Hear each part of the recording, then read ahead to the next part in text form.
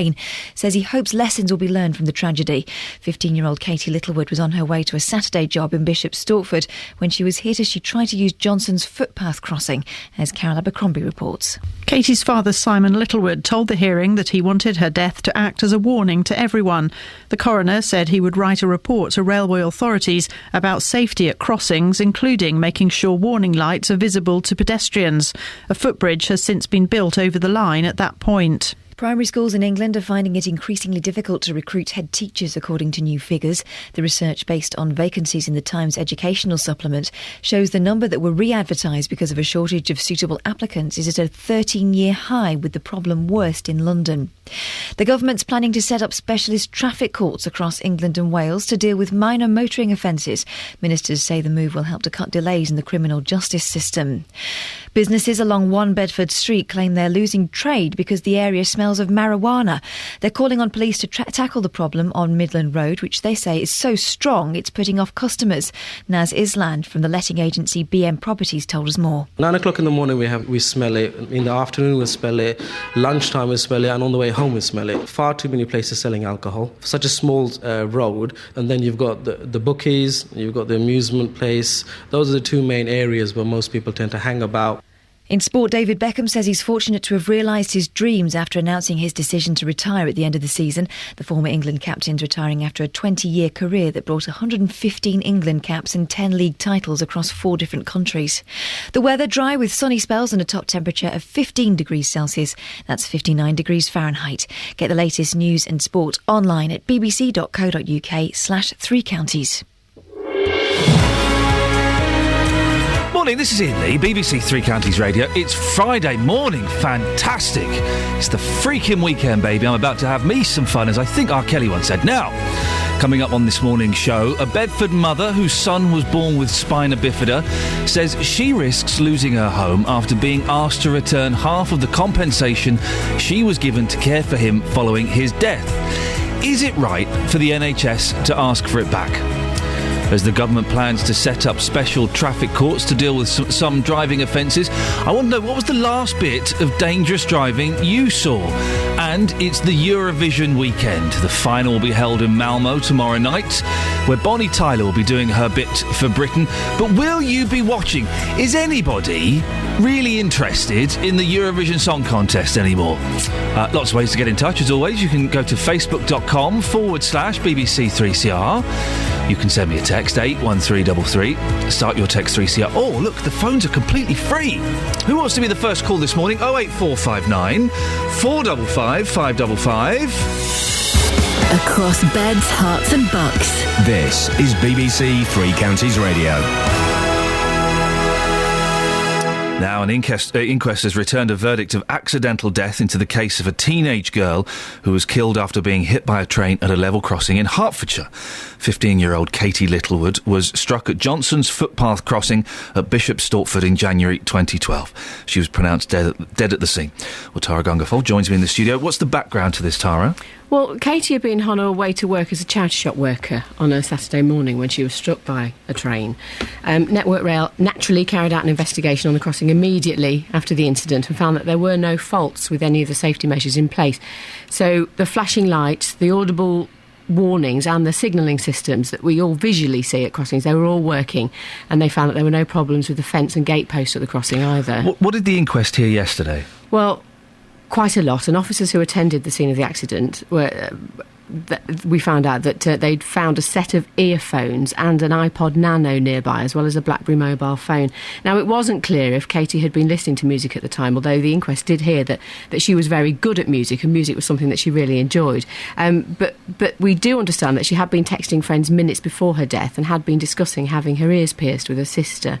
And the inquest, which was held in Hatfield, also heard that the driver of the train, which had been travelling from Liverpool Street to Cambridge, had repeatedly asked in the aftermath of what had happened, why didn't she look? Stephen Trum told an off-duty Metropolitan Police officer, Paul Hastings, who was a passenger on the train that morning, that Katie only turned around at the last minute when it was too late. And Katie's father, Simon Littlewood, who attended the hearing, with her 18-year-old sister, Sarah, asked for the family's sympathies to be passed on to that driver who wasn't present at the inquest. It must have been terrible for him. Yes, you can't imagine what it's like for that gentleman, can you? What did the coroner say? The coroner said that there was what he described as an audible warning, but he added, of course, if people have earphones, they won't hear it. Signs at the crossing warned pedestrians it was only safe to cross when there was a green light. The system had been installed after a woman walking her dog died at the same spot in 2002. And the Rail Accident Investigation Branch carried out a report as well. Yes, and it published a report into Katie's death last December. It found that Katie had started to walk across the crossing as the train approached, despite an alarm sounding and a red miniature stoplight warning that it was coming. Now, the RAIB said that there had been proposals to close the crossing before 2007, but they'd not been carried out. It also found that while there'd been a plan to install a footbridge to replace the crossing, Network Rail hadn't done so by the time of Katie's death. It has since been put in place, and Johnson's footpath crossing, which is now called, was closed in August 2012.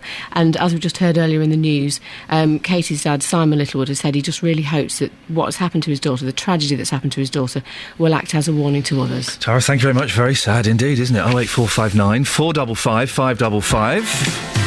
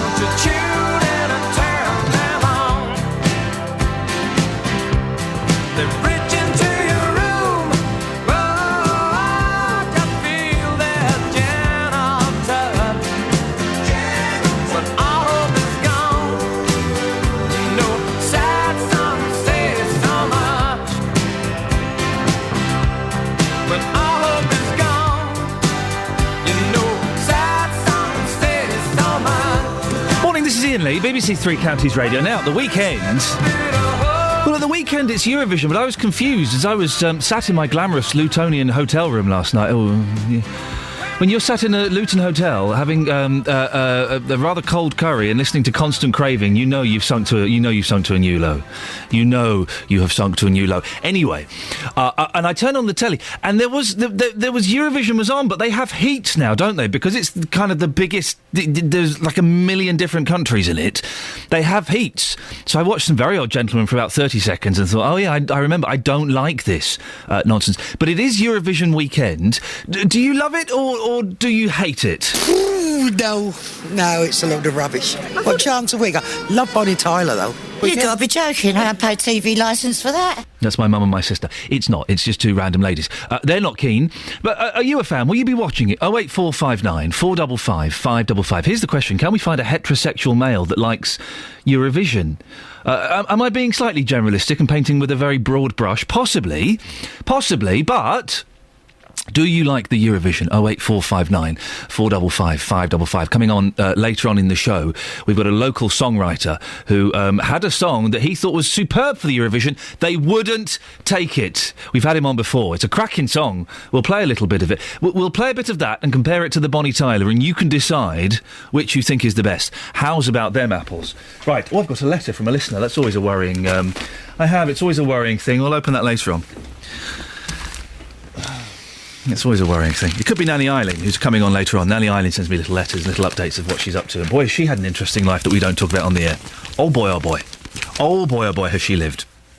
The front page of The Guardian, you do evil, MPs tell Google. Oh, this was good yesterday. The head of Google was being questioned by MPs and was told you're evil. What you do is evil. He did come across as a smarmy little so-and-so, didn't he? He did. But, I don't know. I mean, see, the Starbucks and the Googles pay more tax. Amazon, I don't want them to pay any more tax. I don't want Amazon to pay any more tax because then it means my Christmas presents and presents for my boys and CDs for me will be more expensive. My producer, Tara, is saying that gentleman hardly warrants the word evil. He's evil. He's evil. Have you seen what they do with that Google? They help you find things on the internet.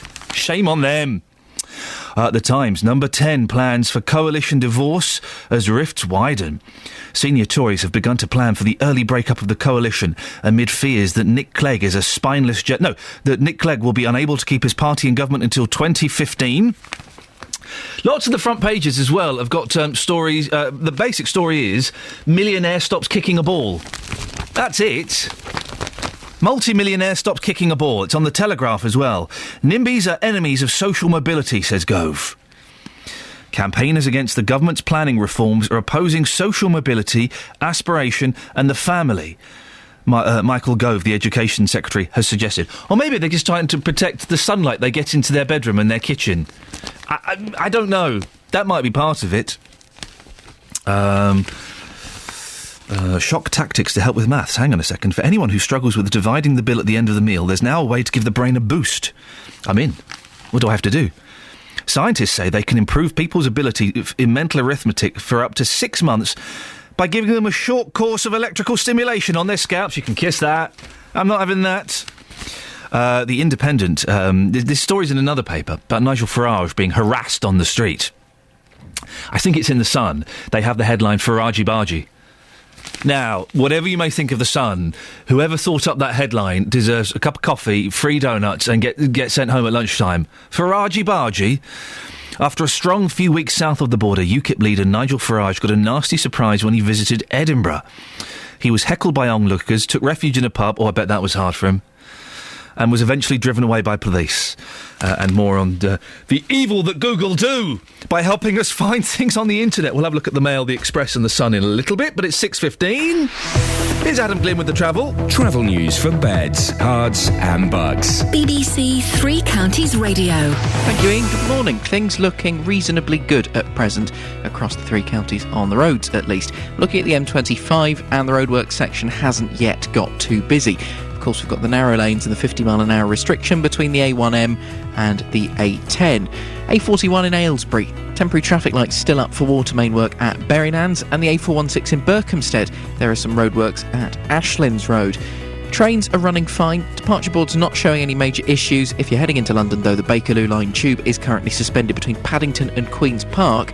There are severe delays on the rest of the line as well. It's a signal failure at Queen's Park causing the problems there. Tickets will be accepted on buses. Adam Glynn, BBC Three Counties Radio. Adam, thanks very much. Right, 6:16, it's, where are we now? Friday the 17th of May. I'm Iain Lee, and these are your headlines on BBC Three Counties Radio. A Bedfordshire woman granted compensation to care for her disabled son is being asked to pay it back following his death. A review commissioned by the government has said that fire and rescue services in England need to be transformed to become more efficient and effective. In sport, David Beckham is retiring after a 20-year career that brought 115 England caps and 10 league titles across 4 different countries. The weather today for Beds, Herts and Bucks, dry with sunny spells and a top temperature of 15 degrees. Coming up, the Conservative Association in the Dean Dorries Mid-Bedfordshire constituency has set a date to discuss her re-selection. This follows her comments on this programme yesterday that she was in bed and would welcome the opportunity to stand as a joint Tory UKIP candidate. We'll find out more with our political correspondent, Paul Scoynes, before 6:30. BBC Three Counties Radio.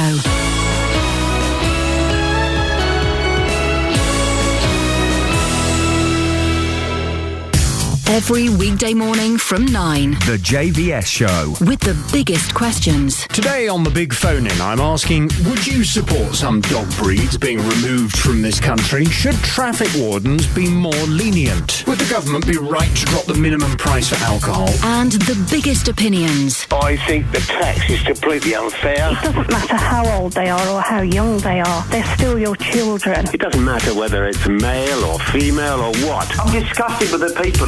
You should have cut them people off. The JVS Show. Weekdays from 9. On BBC Three Counties Radio.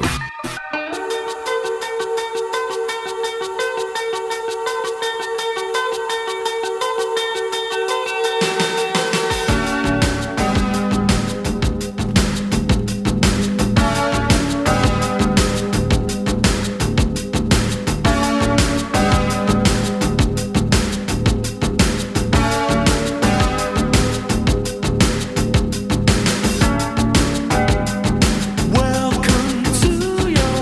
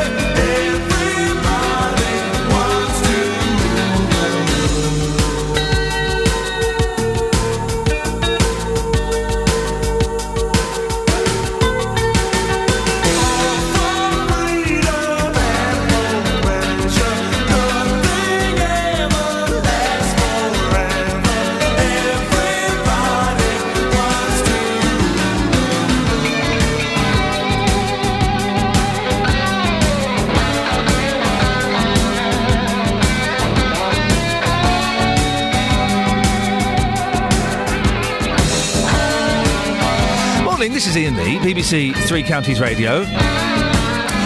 I'd like to say I met Tears for Fears and they were really pompous, but I don't know if I did meet Tears for Fears. Maybe I just heard them on the radio and thought they were really pompous. Anyway, there was a band once and they were really pompous. It may or may not have been the Tears for Fears. Now, the Conservative Association in Nadine Dorris's Mid-Bedfordshire constituency has set a date to discuss her re-selection. A formal request has been made by the MP to be re-selected, which will be heard at a meeting in July.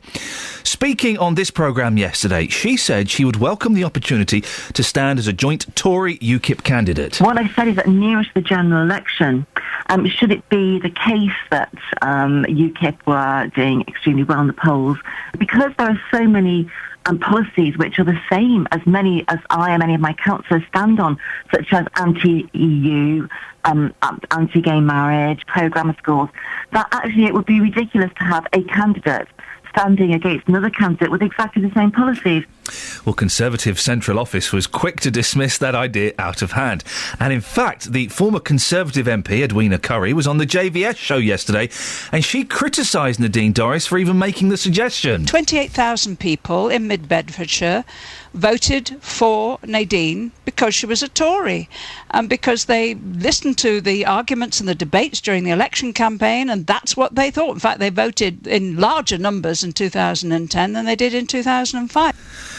Well, now, I believe she also called Nadine Dorris an idiot yesterday on the JVS show. If you missed it, go and listen again on the BBC iPlayer. Our political reporter, Paul Scoynes, spoke to some of the party members outside their private meeting last night. A busy night for you last night. What was the first meeting about, and was Nadine discussed? Well, Ian, the first meeting was of the Mid-Beds Conservative Association's executive, and it was a private meeting. It was a very normal meeting by the council. We're just going to discuss the same agenda that we were always planning to.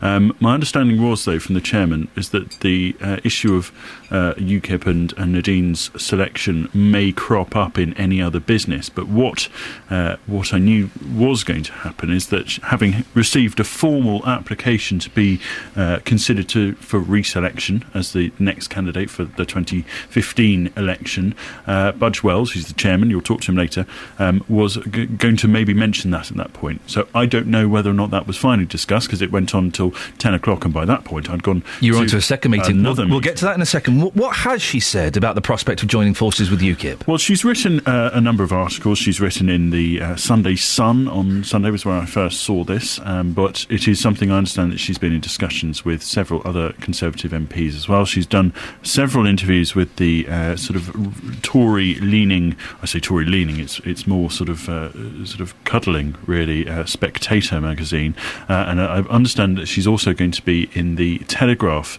this weekend as well. Big full-page spread about her views. She says in the Spectator article yesterday she can appreciate the conflict felt by Conservative voters who vote for UKIP in the local elections. She says there are members in my association who approached me recently who are confused. They have always been Conservative and will never change their allegiance, but feel very much as though they have a huge amount of empathy with UKIP. She goes on to say that she felt it would be a travesty if UKIP came in and took the seats off of councillors, or indeed me, when actually their policies and their beliefs are very much UKIP. What does everyone else think about this? Well, I was in Shefford last night, and there were only a few people who turned up at the beginning of the meeting, and I had a quick chat with a few of them. They didn't want to go on air, but I did go into Shefford and spoke to this lady who had some sort of specific thoughts about whether or not they should share a ticket. No, I don't think that's a very good idea. I think everybody should be Tory, Lib Dem, Labour and UKIP if that's what they want to be. Do you worry that there is a danger, I suppose, that by pacting up like this, it reduces choice? I agree, totally. It does reduce choice. And I don't think that's a good idea at all. It's not a democratic system then. And UKIP had a meeting in Bedfordshire too last night, didn't they? Yeah, that's right. The UKIP Bedfordshire branch, they met just down the road in Barton le Clay, and they were having their sort of monthly meeting, and I have to say it was very well turned out. UKIP allow the general public to turn up to their meetings, so I was allowed to go along, and I listened to various different subjects being discussed. Immigration was one, and obviously the EU was talked about a lot. They mentioned the EU at the meeting, did they? Several times. Okay. And then any other business where you kind of get a chance to freely ask questions, no one had talked about it. So I put my hand up and said, well, what do you think about this? And it suddenly people started talking about whether or not this was a good idea, and it turned out that a lot of people, when the chairman asked, what people thought about the idea, a lot of people like Nadine Dorries from UKIP. They were old. They'd all voted for her. That was what was interesting. They were all Nadine Dorries voters.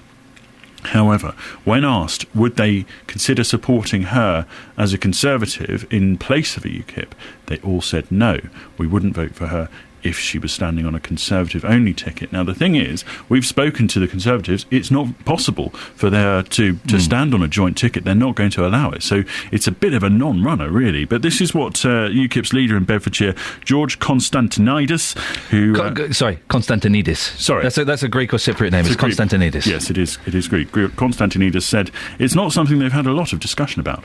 We personally, as a branch, we haven't been contacted, so whatever has been discussed is not official. I think it's really premature to discuss such a deal before the European Parliament election. And at the end of the day, if anything is to be discussed, it's going to be on a democratic sort of basis. We have to put the branch to approve it. But, there are difficulties there. Personally, for me, it's kind of hard to accept somebody who is conservative to stand with a conservative flag and supported by UKIP. I want to have our own candidate in Bedfordshire, but you can reverse the scenario and look at it from the other point of view. Maybe Nadine Dorries can become a UKIP member, and then she can get the blessing of the Conservatives in the election. Will that happen? So you have to look all probabilities here. But in politics, nothing is impossible. Paul Scoins, thank you very much indeed. 08459 455 555. Well, we go from the vaguely the anti-Euro UKIP to Eurovision. Are you embracing Eurovision this weekend? Are you having one of those Eurovision parties that sound awful? 08459 455 555. Travel news for beds, cards and bugs. BBC Three Counties Radio. A little bit slow moving on the A6 this morning through Bedford. We have delays being flagged up by the speed sensors between Harper Street and the London Road, the A600. Taking maybe 10-15 minutes to get through there already. Well, I've got some roadworks on the A6 in Bedford. They're doing works at the junction with London Road, so it could be those works holding things up a little bit. Bedford Road in Willington, the A603. Now, that's got water main works, so temporary traffic lights are up near Willington Road. It does tend to cause delays through the morning rush.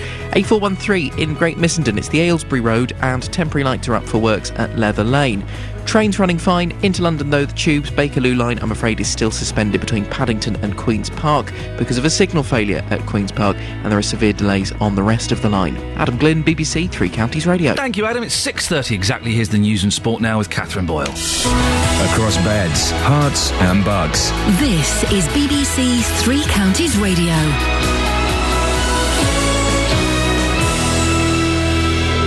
At 6:30, the headlines: a Bedfordshire woman granted compensation to care for her disabled son is being asked to pay it back following his death. A review commissioned by the government has said that the fire and rescue services need to be transformed to become more efficient and effective. And the father of a teenager hit by a train as she used a crossing in Bishop Stortford says he hopes lessons will be learned from the tragedy. Three Counties Sports. BBC Three Counties Radio.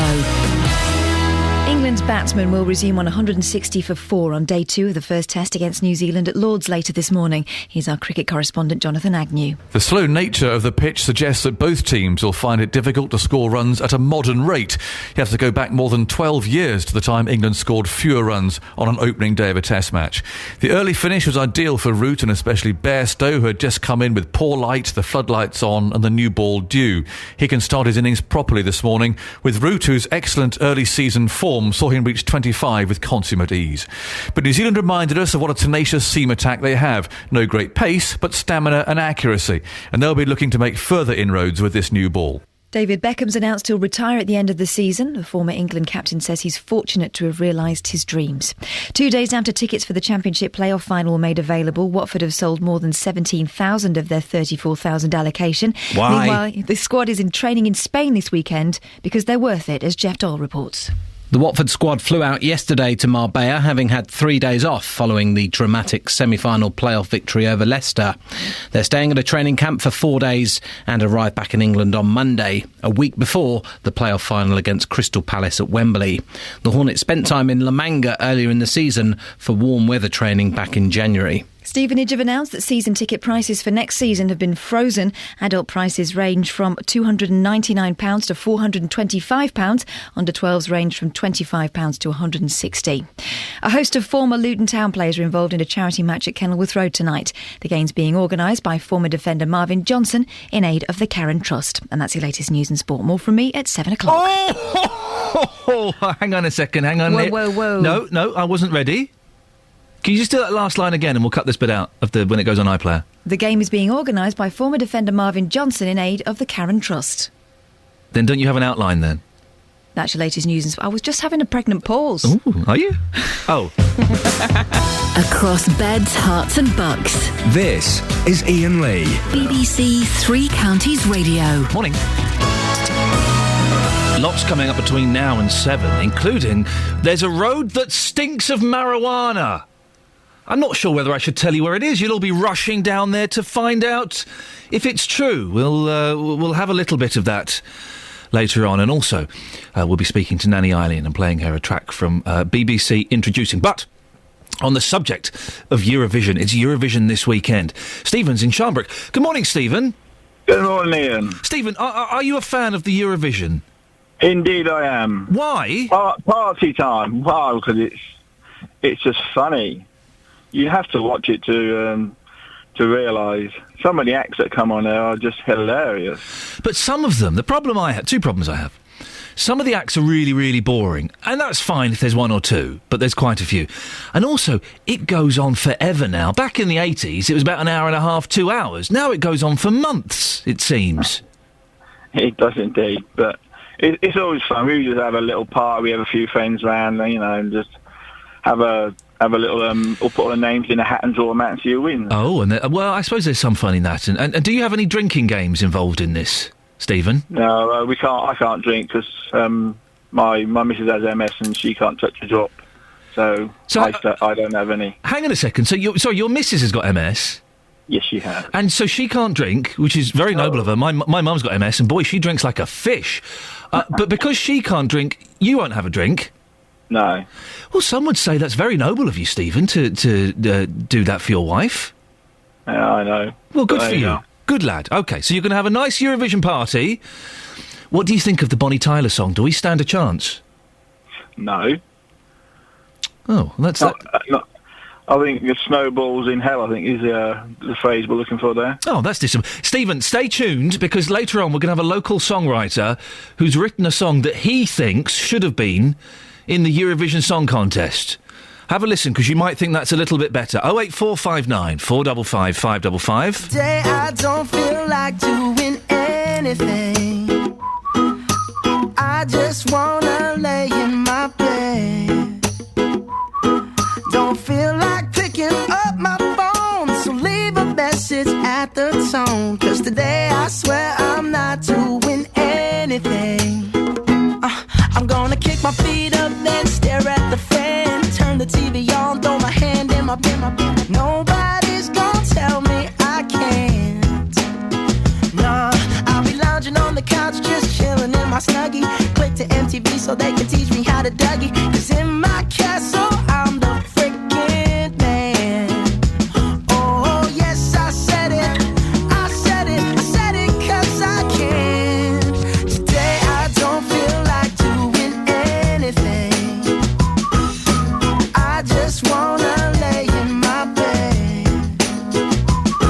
Don't feel like picking up my phone, so leave a message at the tone. 'Cause today I swear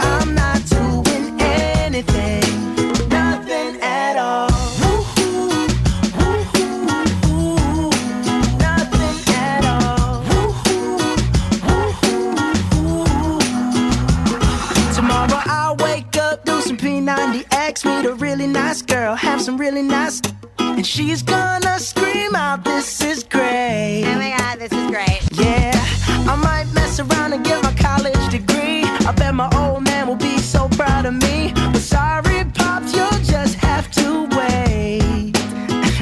Oh, yes, I said it. I said it. I said it 'cause I can. Today I don't feel like doing anything. I just wanna lay in my bed. Don't feel like picking up my phone, so leave a message at the tone. 'Cause today I swear I'm not doing anything. No, I ain't gonna comb my hair, 'cause I ain't going anywhere. No, no, no, no, no, no, no, no, no. I'll just strut in my birthday suit and let everything hang loose. Yeah, yeah, yeah, yeah, yeah, yeah, yeah, yeah, yeah, yeah. Oh, today I don't feel like doing anything. I just wanna lay in my bed.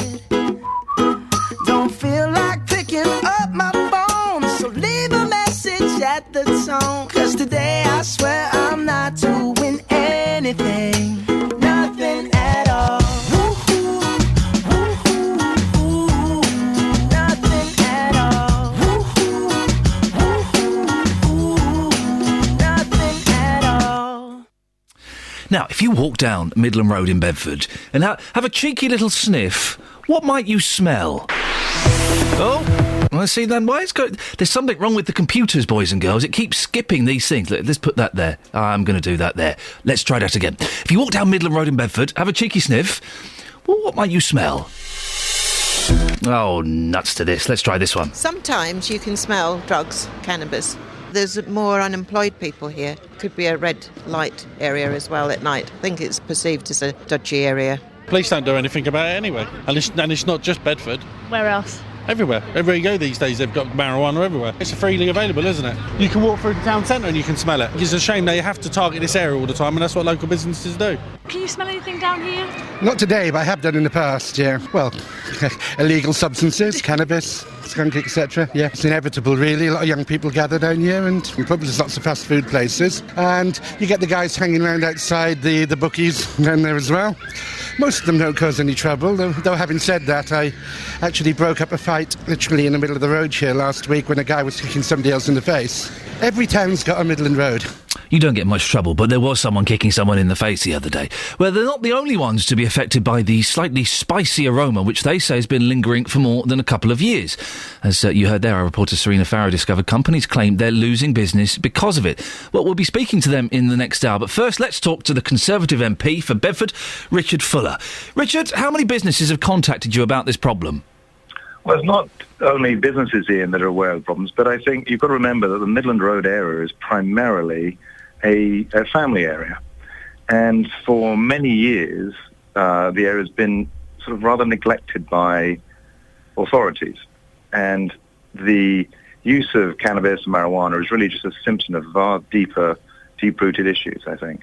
Well, you say that, but that's the thing that the shops and the families would be most concerned about. The immediate concern is the fact that if it stinks of dope when you're walking down there, that's a terrible advert, isn't it? Well, and I'm aware of it. My office is on Midland Road. Oh. So this is not something that, super, and I just live around the corner. So, I'm aware of these issues, and the police do take action when's required. And the more important issue is, what is it that leads to Midland Road area in particular having to confront some serious challenges of antisocial behaviour, which other parts of the town, other parts of the county don't have to confront. And to solve that problem, it isn't just an issue of going around and picking up someone sitting on a street corner, saying on a street corner. You've got to understand and use, you've got to understand the deeper issues and use the organisations that live and work in the area. This has been going on for years, Richard. So what have you discovered and what are you doing? Well, about a year ago, I pulled together about 30 or 40 organisations that work in and around the Midland Road area. So the churches, the mosques. We have a number of organisations, charitable organisations that deal with people with mental health issues. We deal with alcohol addiction. And we've been working for the last year on 3 or 4 areas, working groups, to look at how can we put together a comprehensive plan for Midland Road area that will restore it, not only as a more vibrant, accessible commercial area, but also get it back in control of the families that live in the roads that lead off Midland Road area. And what have you done? Well, what I'm saying is the groups we're putting together, the areas, the actions that are required, but they will require actions by other authorities beyond what we can do as a local community. So, for example, there are some alleyways that run through some of the side roads off Midland Road that are often used by people who want to deal drugs. Yes. To fill those in, we need the support from the council. Hang on a second. Sorry, Richard. You said you set this up a year ago. Yeah. So, what have you achieved in that year? Well, you're asking me for an answer. So let me just. Well, what have you achieved in that year since you set up this? So, for 14, 15 years, the area of Midland Road has been neglected. Yes. To pull it together, you have to change people's attitudes about the way in which the area is used. So again, you have to pull those things together. What have you achieved in the last 12 months? Well, what I've achieved is being able to get into a situation where we will be able to present a comprehensive plan. I'm not going to impose a plan on the people who live there. You want to draw on the work that the people there are doing. So we're going to pull those reports together and present a comprehensive plan. And when there are individual strands of actions that are taking place already, but as I said, the issues aren't going to be solved by sending one police officer up and down the street every 20 minutes. There might be people listening, Richard, who think, well, hang on, 12 months, you've drawn up some plans. Is that all? People could be a little bit disappointed with it. Well, let's wait and see if they are disappointed with it. For me, we can find out immediately. For me, you can, of course you can. 455 555. Are you disappointed with what Richard is saying there? So what's the next step then, Richard? You've drawn up all of these plans. When do they get presented? No, let's just be quite clear, Ian. What I've asked the local community groups to draw up these plans. Right. And so those groups are bringing back those reports, and then they will be presented, and we will ask people like the local housing authority, like the council, to try and make some changes in that area. We will look to providing some support for some of the work that's going on to put together some of the groups that work for young people. And we will look to talk to some of the organisations. I mean, for example, in your report, you talked about, one of the gentlemen talked about people standing outside the bookmakers. Now, I've spoken to the bookmakers about that over the last year and tried to find a solution that can work, that works both in their commercial interests and works in the interests of the local community. So the fact that there is nothing evident that can be presented within 12 months to say, here's what happened, is not an indication that things haven't gone on, nor that the people in the local community aren't working hard together for once to find long-term solutions to the problems in the Midland Road area. Richard, final question, going off on a slight tangent. You've probably heard the news. Nadine Dorries is banging on that she wants a UKIP-Tory joint ticket. What's your view on that? I don't really think that works. I think people will look to see who can govern the country, and they'll make a choice about whether they want Mr Cameron or Mr Miliband to be Prime Minister, and they'll look at the rest of the local MP. Not Mr Clegg? I think that's a safe assumption. Thank you very much indeed. That's Conservative MP for Bedford, Richard Fuller, 08459 455 555. Well, he's talking to people. That's something, isn't it? But it does make you wonder that in 12 months... I was struggling to see exactly what had been achieved in that year. That some groups had been asked to draw up some plans, and at some point they were going to be submitted to some people. Well, I don't know. Was I being a bit harsh? Do you think that's satisfactory? Are you happy with that? 08459 455 555. Travel news for beds, cards and bugs. BBC Three Counties Radio. It's quite slow on the A6 through Bedford, mainly southbound between Harper Street and London Road. There are some works at the junction with London Road, so it could be those slowing things down. If your route in toward London this morning involves the A1, expect slow-moving traffic as you come through Edgware. It's busy between Apex Corner and Mill Hill Circus already this morning, looking at the CCTV cameras. Other major routes across the three counties seem to be running fine. We've got no delays on the M1 or on the M25 yet. Trains are running fine. Tubes, though, a couple of problems. Bakerloo line is suspended between Paddington and Queen's Park. Signal failure at Queen's Park means severe delays on the rest of the line as well. And the Hammersmith and City line is running with severe delays because of a signal failure at Barking. Adam Glynn, BBC Three Counties Radio. Adam, thank you very much. Right, 6:46, it's Friday the 17th of May. I'm Iain Lee, and these are your headlines on BBC Three Counties Radio. A Bedfordshire woman granted compensation to care for her disabled son is being asked to pay it back following his death. A review commissioned by the government has said that fire and rescue services in England needs to be transformed to become more efficient and effective. In sport, England's batsmen will resume on 160 for 4 on day 2 of the first test against New Zealand at Lord's later this morning. And coming up before 7am, it's the highlight of my week. I get to speak to my adopted grandmother, Nanny Iain, who sent me a rather lovely letter, which I'm halfway through. I shall read a bit more of that in a bit. But in the meantime, let's get the latest weather. Here's Elizabeth Rossini. Beds, Hearts and Bucks weather. BBC Three Counties Radio. Hello, good morning. It's a cloudier, it's a milder start to the day than we saw yesterday, and we're going to be keeping that cloud for much of the rest of the day too. I think most places should stay dry, but we might just see 1 or 2 showers pop up here and there, just the cloud producing 1 or 2 showers at times, but many places will be dry for the rest of the day. Just a cloudier day than we saw yesterday, a bit of brightness emerging at times through the afternoon. I think most likely across parts of Buckinghamshire and perhaps western areas of Bedfordshire too. Now, where we do get the brightness, we might even see a little bit of sunshine, and here the temperatures will be higher, but I think mostly we're talking between 11 and perhaps 13 degrees. That's 55 in Fahrenheit, yes. So temperatures not quite as good as they were yesterday, and that's because of the relative lack of sunshine. So all in all, it's going to feel quite cool. The winds are light, but rather uninspiring day really, with lots of cloud around. The cloud will stick around into this evening and overnight. We may just see a few spits and spots of rain, nothing more than that. Temperatures down to between 6 and 8 degrees Celsius. And then tomorrow, I think largely dry. Just watch out for 1 or 2 showers possible at times. Temperatures up to 15 or 16 degrees, bit of brightness around at times too, particularly through the afternoon. On Sunday, there will be the greater risk of seeing 1 or 2 showers, and it will feel quite cool and staying unsettled into next week across the 3 counties too. That's the forecast. Nick Coffer, across Beds, Hearts and Bucks. This afternoon, I'm getting out of the studio and heading to Stony Stratford. Nick Coffer. I'll be having a go at writing a chart sensation with a local songwriting workshop, celebrating the 175th anniversary of the Wolverton Railway Works. Nick Coffer. There'll be live performance from the New Orleans Jazz Club and digging into the history of Stony Stratford itself. Nick Coffer. Live from the Bull in Stony Stratford, today from midday, here on BBC Three Counties Radio. Now, it's the best part of the week. Forget all of the work and the behind-the-scenes shenanigans that goes on to put this, in inverted commas, show together. The highlight for me is every week I get to speak to my adoptive grandmother, Nanny Iain. Good morning, Nanny Iain. Good morning, Ian. Now, listen, you've sent me a letter, and the letters you send me are between you and I, OK? Yes, very much they're between you and I. But one thing I've noticed that's made me fall in love with you a little bit more, shall I tell you what it was? Mm-hmm. The way you've dated the letter. Oh. Would you like to tell the listener how you date a letter? I use Roman numerals for the year. Yeah, she uses Roman numerals for the year. Now, that is... Were you brought up to do that, Iain? No, it kind of happened.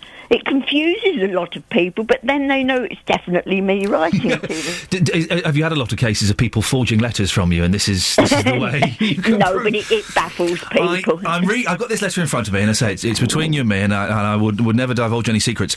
But I saw that, and I thought that is the sign of class, intelligence, and artistry. You're an artist. Flattery will get you everywhere. That's what I'm hoping. Now, Iain, have you had a good week? Apart from the issues that you address in your letter, where you've been let down by a certain shop. Yeah, no, it's fine. Yesterday, though, was beautiful, and it really was an inspiring day, and I got on and did things. What did you do? Well, gardening and, generally toddling around. Are you a gardener? Because the Titchmarsh was banging on the other day. Oh, Titchmarsh, yeah. He was banging on the other day that kids and young people don't find gardening sexy enough. What kind... Do you find gardening sexy, Iain? I don't know, really, at my age. No, but I just love it because it's touching nature, and I love birds and butterflies and bees. And the area where I live, people aren't very inspired by gardening, so I've kind of got a rather tatty little oasis. I, much like Noel Gallagher, I have moved into a new house, and we have inherited a gorgeous garden. Wonderful. We're blessed. It's full of colours and smells and wonderful things. And I'm guessing I can just leave it like that. I don't have to do anything to it forever, and it will always stay like that. Is that right? No, it won't. Oh, no, it won't. You'll find it growing into your back door if you're not careful. Hey, guess what? Speaking of the story of cannabis, guess what I think might be growing in my back... Well, I've given it away now. I think there might be cannabis growing in my back garden. I've had it growing as well. I've had it from birdseed. Oh, that's my excuse, and I'm sticking to it. That wouldn't stand up in a court of law, Eileen. Really? So you went out one day and you thought, oh, what's this strange, beautiful... Beautiful plant. Beautiful. I was nurturing it, and then somebody said, you do know what that is, don't you? And every time a helicopter flew over, I was terrified, so I yanked it. Oh dear, Eileen. Very naughty. Well, I'm going to let mine grow because I'm not sure. It could be one of two things. It could be the naughty thing, or it could be something else. So I'm going to let it grow, and then I'll dry it and I'll smoke it, and I'll tell you which it. I won't, of course. It's a joke, for goodness' sake. Now, the reason you're here, if we have a bit more time before 7, serious, exactly. Focus. BBC Introducing, show on 3 Counties Radio every Saturday night from 8 p.m. Hosted by Gareth Lloyd. It supports unsigned, undiscovered, and upcoming music from the 3 counties. Now, each week, Eileen, for those who don't know, we get you on, we play you a BBC Introducing track, and you give us your thoughts and your summary. And it started off as a little bit of fun, but you're right, it's very serious. It is. And all of the bands, I know that this morning, Pet Friends will be listening with bated ears, if such a thing is possible, because all of them take it very seriously what you say about them. Really? No pressure, Eileen. No pressure. Right. The song's called I Expect You To. It's by Pet Friends. It's from Hertfordshire. Yes. They're from Hertfordshire. Should I play it? Yes, please. Here we go.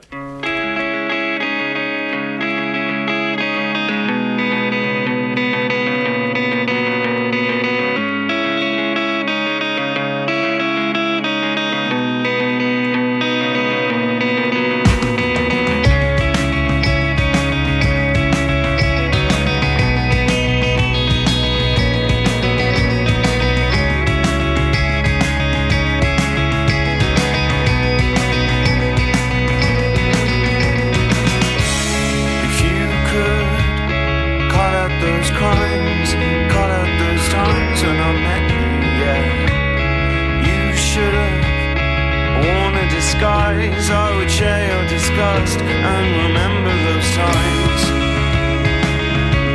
You shouldn't have said it, but you meant it, yeah. Yeah, you should have survived, yeah, you should have survived. You should have left me to die.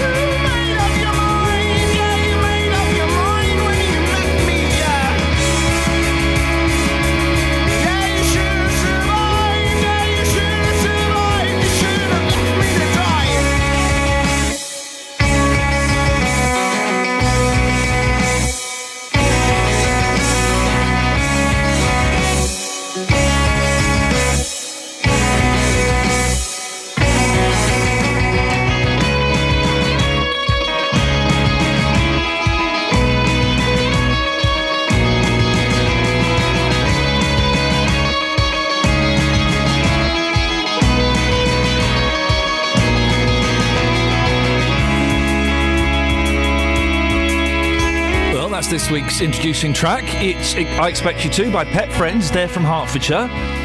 I could tell you what I think about it. You're not interested in that. There's no weight or relevance in this arena in the slightest. The person we want to hear from, Nanny Iain. Iain, what did you make of it? That was very much from the heart, wasn't it? Wasn't it just? Yes. Yeah. I loved the instrumental. That was brilliant. It was another of those songs that knocks you sideways with the emotion. Those guys meant that, didn't they? Very much so. You can tell that there was a lot of... they poured emotion into that music. They really, really did. And I've got to say, I like those drums, Iain. Yes. I know you're a big drummer. Those drums rocked. That really was. It was the music was astounding. Okay, it really was. Marks out of 10? 9 out of 10. Ooh, definitely. I think those guys have got a future. Oh, yes. Iain, that was Pet Friends. They're from Hertfordshire, and 9 out of 10 from Nanny Iain. We've got 30 seconds, Iain. What are you up to this weekend? Are you having a Eurovision party? No. Oh. It isn't my scene. No. My most exciting thing is going out today, as it's pension day, and getting a bit of chicken for my cat. I mean, my life is really exciting. You don't blow your pension on your blooming cat, do you, Iain? Oh, don't I just? I'd be rich if it wasn't for my 4 cats. 4 cats? Yeah. I always have a rule, and don't take this the wrong way. No. Any woman with more than 2 cats is bonkers. Oh, I'm totally bonkers. Okay, well, I'm the local made cat woman. Oh, don't worry dear. about it. Eileen, listen. By the way, you were collecting for the greyhounds the other week, and one of our listeners spotted you. I know, she was lovely. You go. So you're becoming a star. Eileen, lovely to talk to you. Speak to you next week. Have a lovely weekend. And you. Cheers, my dears. There we go. 08459 455 555. The lovely Nanny Iain. And if you want to hear more BBC introducing tracks, Saturday night, 8 o'clock, Gareth Lloyd. And you can also upload your tracks as well, bbc.co.uk/introducing if you want to take part there. Coming up in the next hour, more about this case where a woman whose son was born with spina bifida received compensation. And then had to pay, was being asked to pay it back because her son died. We'll be talking about that. But first of all, here's the travel. Travel news for beds, cards and bugs. BBC Three Counties Radio. The M25 anti-clockwise traffic definitely starting to build from Maple Cross at junction 17 through to the M40 at junction 16. Not yet busy through the roadwork stretch on the M25 though. Junction 23 to 25 running quite well. Looking at the M40 on the cameras, we haven't got any delays whether you're going north or southbound. The North Orbital Road, the A405, now that's slowing as you come toward the M25 at junction 21A. Delays into London on the A1 through Edgware, from the Watford bypass at the Apex corner down to Mill Hill Circus. On the trains, we haven't got any issues. I'm looking at the departure boards and things are running nicely. On the tubes, though, different picture. Bakerloo line still suspended between Paddington and Queen's Park. Severe delays on the rest of the line. It's a signal failure at Queen's Park. And severe delays for the Hammersmith and City line as well because of signal failure at Barking. Tickets in both cases will be accepted on the buses. Adam Glynn, BBC Three Counties Radio. In the next hour, we'll be speaking to the mum who received a £700,000 payout. And she's been asked to pay some of it back because her son died. Should she? We'll talk about that and more after the news with Catherine. On FM, AM, online and digital radio.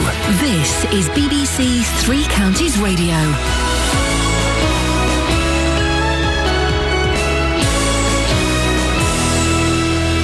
Good morning. It's 7 o'clock. The headlines. Mother asked to repay NHS compensation. The government calls for fire service reforms and the claims of a drug smell harming Bedford trade. BBC Three Counties Radio. A Bedfordshire woman granted compensation to care for her disabled son is being asked to pay it back following his death.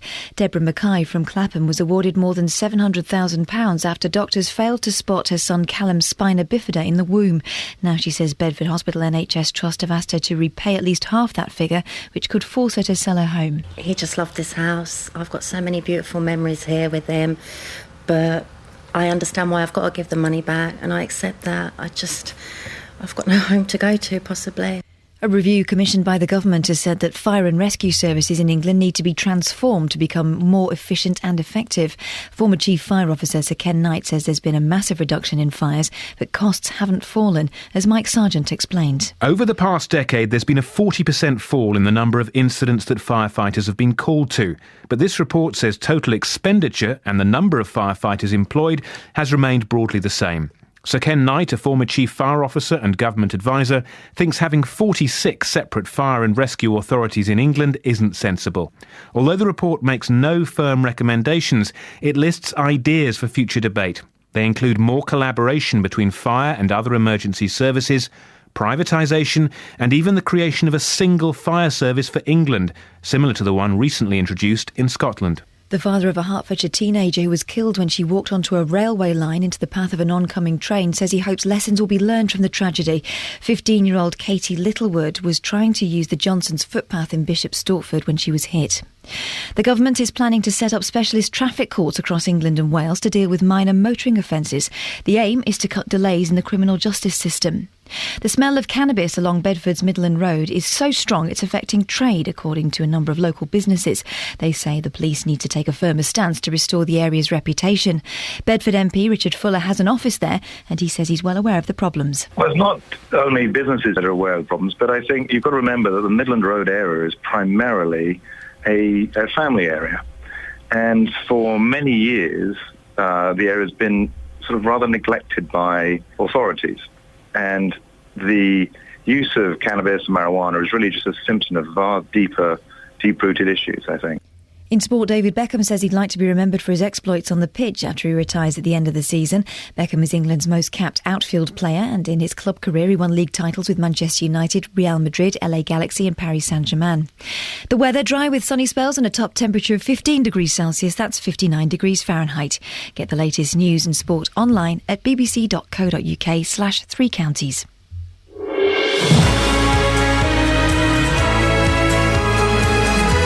This is Iain Lee, BBC Three Counties Radio. Oh, it's the weekend. I'm going to enjoy this weekend. What am I doing? Oh yeah, absolutely nothing. Coming up on the next hour of the show, and I know as always you'll want to have your say in some of these stories. A Bedford mother whose son was born with spina bifida says she risks losing her home after being asked to return half of the compensation she was given to care for him following his death. Well, is it right for the NHS to ask for it back? As the government plans to set up special traffic courts to deal with some driving offences, I want to know what's the last bit of dangerous driving you saw. And it's Eurovision weekend. The finals being held in Malmo tomorrow night, where Bonnie Tyler will be doing her bit for Britain. But will you be watching? We've had one gentleman call in who's having a little bit of a Eurovision party. Really? Facebook.com/BBC3CR. You can send me a text, 81333, start your text 3CR, or you can give me a call, 08459 455 555. Across beds, hearts and bucks. This is BBC Three Counties Radio. Now, let's talk to Deborah Mackay from Bedfordshire. She went through hell when her son Callum was born with spina bifida. Doctors failed to spot the condition while she was pregnant, and she was awarded more than £700,000 in compensation by Bedford Hospital Trust. But, aged 6, Callum died suddenly, and now Deborah has been told to return almost half of the money. Morning, Deborah. Oh, morning, Ian. Deborah, I can't even... as a father of two boys, I can't even begin to imagine what this whole thing must have been like for you. But you knew Callum could be at risk of disability, but you had specialist scans and you were assured everything was all right, weren't you? Yeah, I was. I was told everything was fine. Everything was fine. So when he was born, it was a complete shock. At what point did you realise he had spina bifida? Was it immediately? Yeah, straight away after he was born. You could see the lesion on his back. For those who don't know much about it, Deborah, what exactly is spina bifida and how does it affect a child? It's basically where the spine doesn't join properly and all the nerve endings and things like that aren't in the proper position. And 9 times out of 10, usually if someone's got spina bifida, they can't walk. You do get a few people that learn to walk, but... yeah, most of the time you can't walk. And he passed away aged 6. How long ago was that, Deborah? November 2011. Right. And what was he like as a little boy for those 6 years that he was with you? I know every parent says their child's amazing, but yeah, he definitely was. I'll stop you there, Deborah. My boy's more amazing than... No, you're right, every parent does, don't they? They do. Yeah, of course Sorry, they go do. on, what was he like? Oh, he's just amazing. You know, he was my world. He was so full of life, so happy. He had so much innocence about him. I could go on all day. What kind of things did he like doing? I'm assuming he was into all the normal boy things, like my boy's obsessed with pirates at the moment. Did he have a pirate phase? No, he didn't. He liked to get messy. Right. He liked the feel of things, painting, and he used to crawl about because he couldn't walk. So he was forever crawling about, playing with balls, watching TV, CBCs. yeah, well, we can't. It's that blooming channel. Yeah. And you sued the Bedford Hospital NHS Trust at the same time, obviously, as you were caring for Callum. That must have been hard work. Yes and no. When he was ill and we had problems like that, it was really, really hard work. But when he was well, he was so easy to look after and such a pleasure to look after. £700,000 is what you were awarded. What was that money for? It was to buy a property, have it adapted, have a special car bought for Callum, a load of special toys, and to pay for some carers to come in and help me. So you actually had to buy and adapt a house?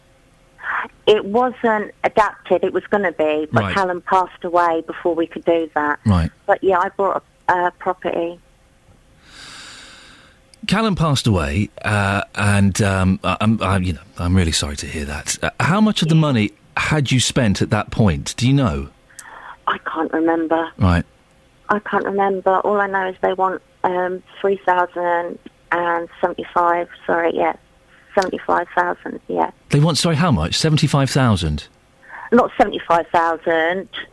375,000. £375,000. Right. And at what point how did they tell you they wanted that money back? Did you get a phone call or a letter? What was the process?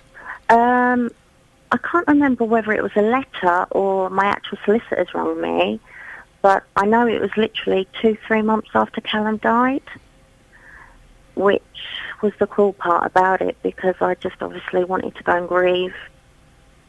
You know, just go off and deal with things, but then putting this on me as well, it's just, I just felt the house was all I had left. Yeah. I've lost Callum, and I'm losing my house now. Were you aware, Deborah, that if Callum passed early, that you would have to pay some of the money back? No, nothing was said. They didn't expect him to pass away, but nothing was said. But maybe if they would have said to me about the chance that I could lose my home, I would have thought twice and stayed where I was. So was there, you said your solicitor was involved, was there a contract drawn up? No. No, there wasn't a contract.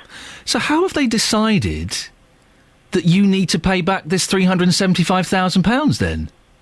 By law, they can do that. We actually had a meeting, and I could have fought on a little bit, but at the time I was in such a bad place. You know, I just went along with everything, really.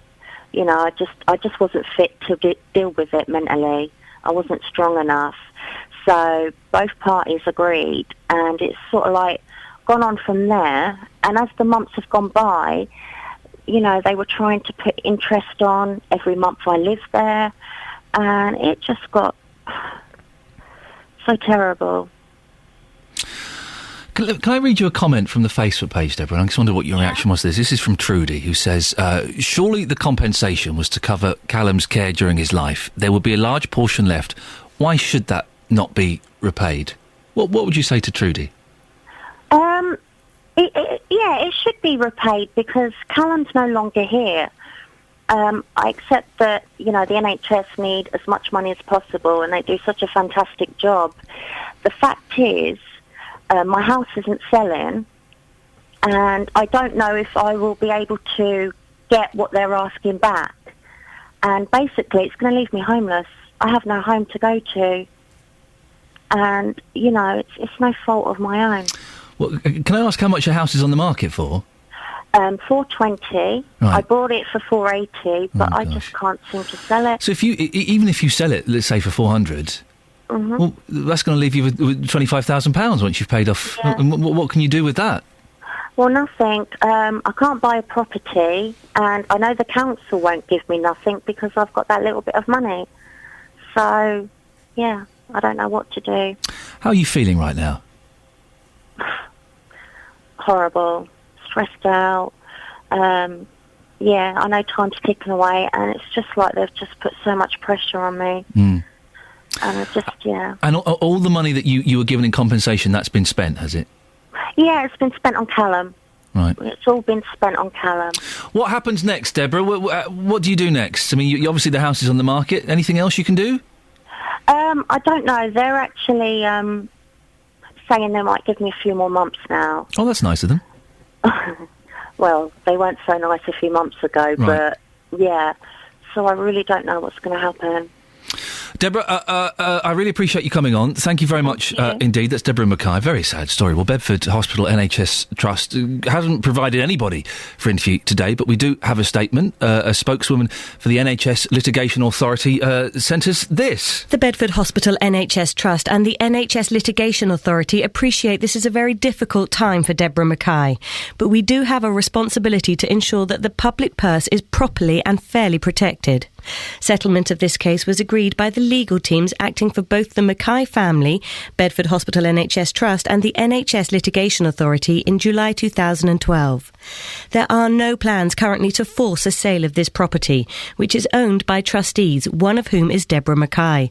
The charging order upon the house has been agreed to by all parties, including Deborah Mackay.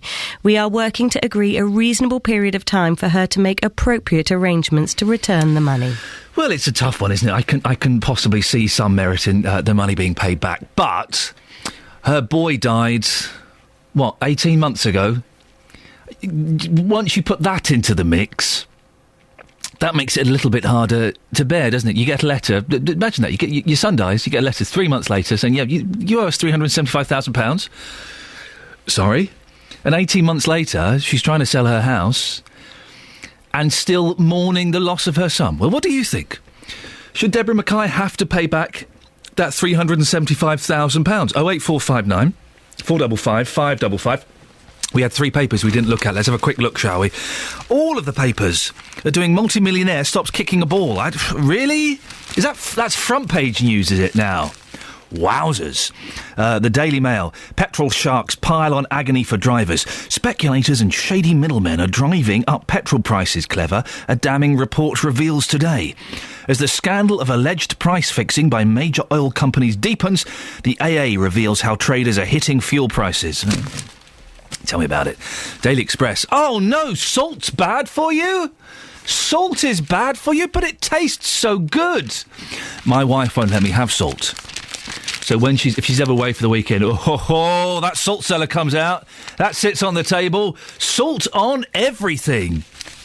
As I said, I was in a hotel last night, I had curry, and a bowl of chips, and salt on everything. Oh, anyway, the Daily Express. Blood pressure risk from salt. Yeah, I know. What's tomorrow's headline? Sun rises in the morning. New warning to 16 million Britons. Cut your intake now.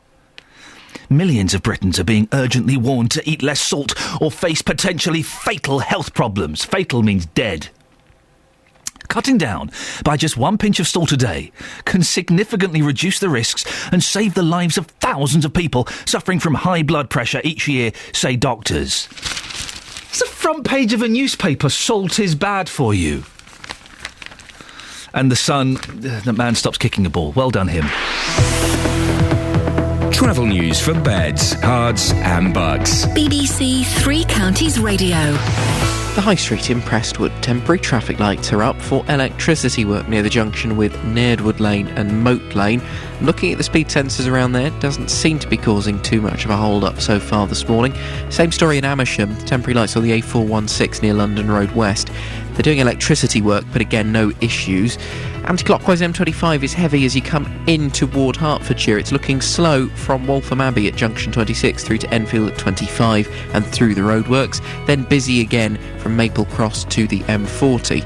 On the trains, we haven't got any issues. On the tubes, though, Bakerloo line is suspended between Paddington and Queen's Park. Severe delays on the rest of the line because of signal failure. And the Hammersmith and City line runs with severe delays as well because of a signal failure at Barking. Adam Glynn, BBC Three Counties Radio. Adam, thanks very much. Speak to you in 15 minutes. Right, 7:16. It's Friday the 17th of May. I'm Iain Lee and these are your headlines on BBC Three Counties Radio.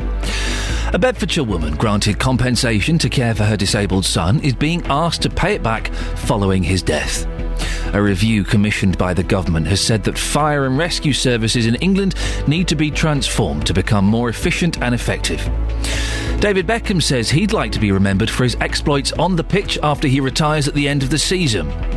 The weather today for Beds, Herts and Bucks, dry with sunny spells and a top temperature of 15 degrees. Coming up, the Conservative Association in Nadine Dorris's mid-Bedfordshire constituency has set a date to discuss her re-selection.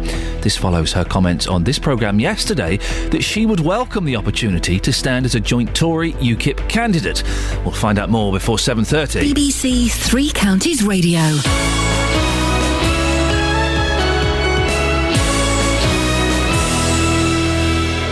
Weeknights from 7, Mark Forrest. Good evening, Joe. Good evening. Let's talk to Lynn. What's your story? Is there life after the armed forces? They've got fantastic skill set. City Street is great. Fruit, veg, you're telling me the best thing about your local market. It's inexpensive but quality products that's grown locally. How has adoption affected your family? He always says to me, she is my birth mother, but you're my mum.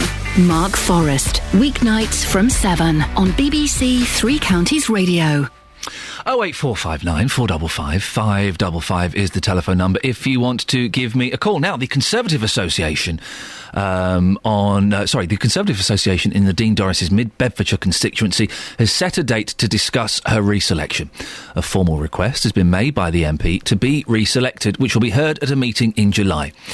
Speaking on this programme yesterday, she said she would welcome the opportunity to stand as a joint Tory UKIP candidate. What I said is that nearest the general election, should it be the case that UKIP were doing extremely well in the polls, because there are so many policies which are the same as many as I and many of my councillors stand on, such as anti-EU, anti-gay marriage, pro-grammar schools, that actually it would be ridiculous to have a candidate standing against another candidate with exactly the same policies. Well, Roger Smith is the deputy leader of the UK Independence Party in Bedfordshire. Have you heard from her, Roger?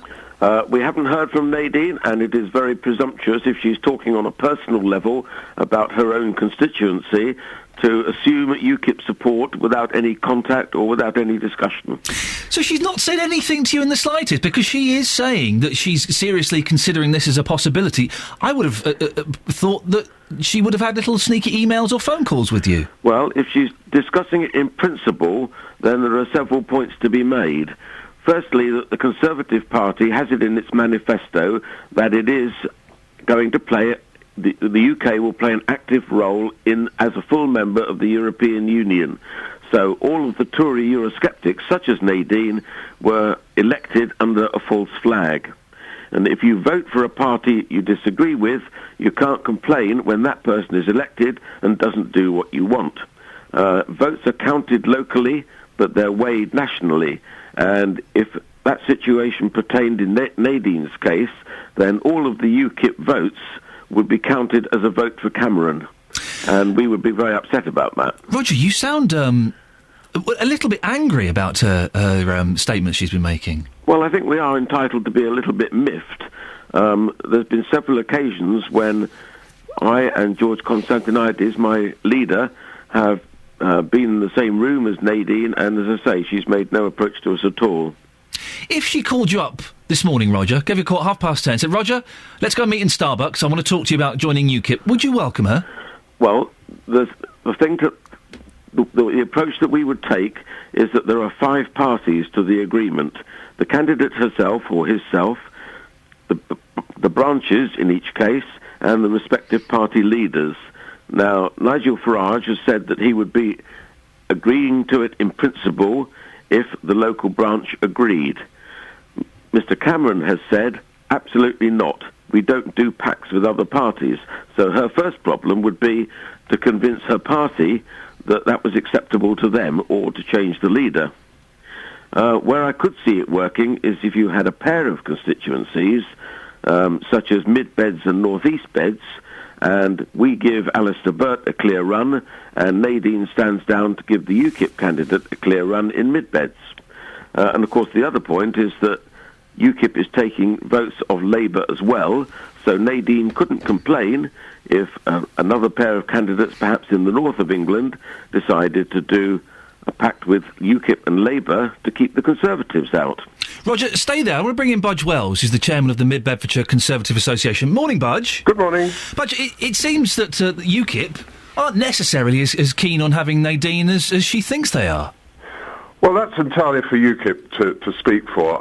My position as chairman of the Constituency Association is to establish very quickly the re-adoption of our candidate for 2015. She will be standing, she will be coming to us as a Conservative candidate for the constituency, and her arrangements with UKIP will be explained to us when she meets us at our next exec meeting, where we will go into the re-adoption process. She's only just got her whip back. Are you surprised that she's causing trouble already? No, not at all. Nadine Doyle is outspoken, we all know that. It's rather nice to have an MP who stands up to be counted and expresses views very firmly. Obviously, there are parts of our association who don't agree with everything that she says, but, you know, that's politics. You don't agree with everything that your friends and neighbours say, but you get on with it. Presumably with a majority of, it's about 15,000, isn't it? You want to keep things as they are. Indeed we do. We want a Conservative MP returned in 2015, and we want as many Conservative councillors returned to Central Bedfordshire Council at the same time. You say it's good that she speaks her mind. Indeed, I do. Don't you wish she'd shut up a little bit, though? Okay, there are times when, clearly there are times when I've had disagreements with Nadine and we've spoken about it, and sometimes I win, sometimes she wins. This is life. You don't expect everybody to agree with you all the time, and no, I don't wish she shuts up. I think she says a lot of things that need to be said that perhaps some politicians are rather wary of saying. Budge, I appreciate your time. Thank you very much. Roger, very quickly, just to go off on a slight tangent, if I can, the leader of UKIP, as you've probably seen in the papers, needed a police escort to leave an Edinburgh pub yesterday after angry crowds gathered outside. Demonstrators shouted scum and fascist at Nigel Farage. Have a listen to this. This is political reporter Matt Cole reporting on this. This is what he had to say. After weeks smiling at election successes, this was a distinctly less positive experience for Nigel Farage. The gathered crowd claiming UKIP was a racist party and shouting for Mr Farage to leave. Well, clearly this is anti-British and anti-English. That drew the response that English people were welcome, just not the UKIP leader. Police eventually came to aid the MEP's departure. A spokesman later denied UKIP was a racist party and said Mr Farage had been laughing about the incident. Roger, he may have been laughing, but there is a perception amongst some people. I mean, that sounded pretty awful. What can UKIP do to change that perception? Well, the reason there is such a perception is because that is how the media portrays us when the evidence points to exactly the opposite. Nigel Farage's wife is German.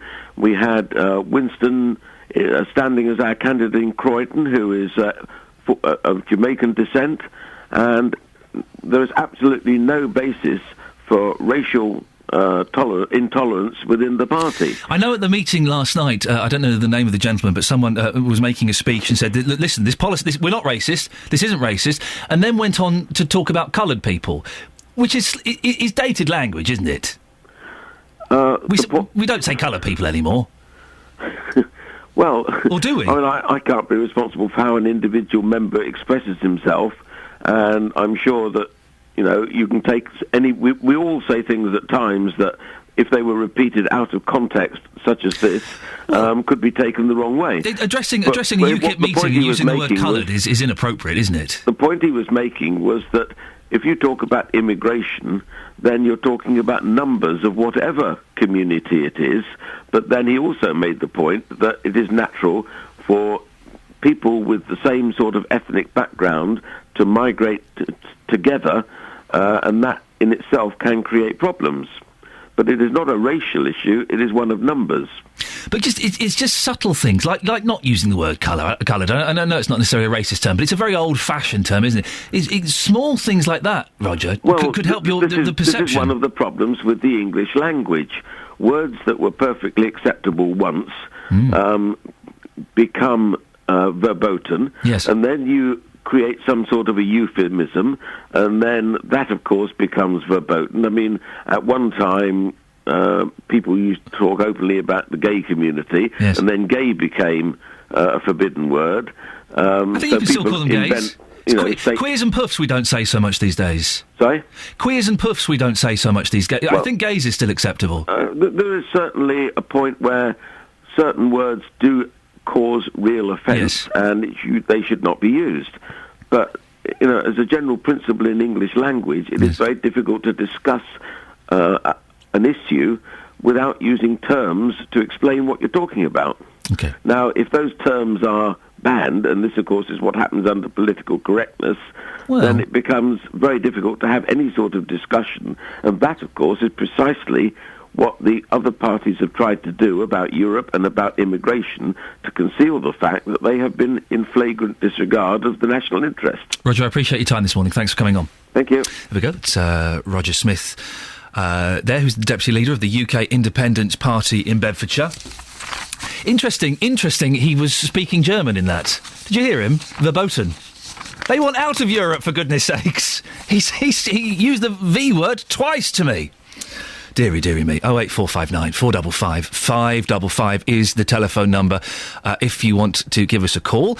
You can text as well, 81333. Start your text 3CR. We were speaking earlier on in the show to Deborah Mackay, whose son Callum was born with spina bifida. Keep getting that wrong. Was awarded £700,000 in compensation by Bedford Hospital, and then Callum died at 6, and she's being asked to pay back £375,000. Anna in Beds has texted in, the money was always for Callum. It's very sad, but Deborah knew the money was to last for Callum's life. Surely she can't have spent it all if Callum had a longer life expectancy. And just think how much the NHS could do with the cash. Well, I'd imagine that solicitors are involved, so that's a lot of the money would be eaten up by that, wouldn't it? By legal costs. And Maff in Hanslope says, I do feel sorry for Deborah losing her son. However, that money was for his life and care. I can't see how she spent it all without actually doing the adaptations. Adaptions. Yes, is that a word? Yes. $500,000 on a house and £200,000 in 6 years. She must have had poor advice. 08459 455 555. Travel news for beds, cards and bugs. BBC Three Counties Radio. The A603 Bedford Road in Wellington. Now there's water main work, and that means temporary traffic lights near Wellington Road. Can cause a fair few delays, but looking at the speed sensors this morning, it has been quite quiet. Looks a little bit busy on the sensors at the minute as you come down toward Sandy on the A1, but certainly not like a normal rush hour morning. Quite light traffic generally around there. The A5 at Fenny Stratford. Roadworks still continue at the Little Chef roundabout, but again no delays. Desborough Avenue in High Wycombe, that's got a lane closed for roadworks at Desborough Road. M25 anti-clockwise as you come into the roadworks section from Waltham Abbey through to Enfield. There are some delays. It's slow moving through the roadworks, and then it's slow again from Maple Cross at Junction 17 through to the M40 at Junction 16. Trains running fine. Tubes though, Bakerloo line suspended between Paddington and Queen's Park, with severe delays on the rest of the line because of signal failure at Queen's Park, and a signal failure at Barking means severe delays for the Hammersmith and City line. Adam Glynn, BBC Three Counties Radio. Thank you, Adam. 7:30 exactly. Here's the news and sport with Catherine Boyle. Across beds, hearts and bugs. This is BBC Three Counties Radio.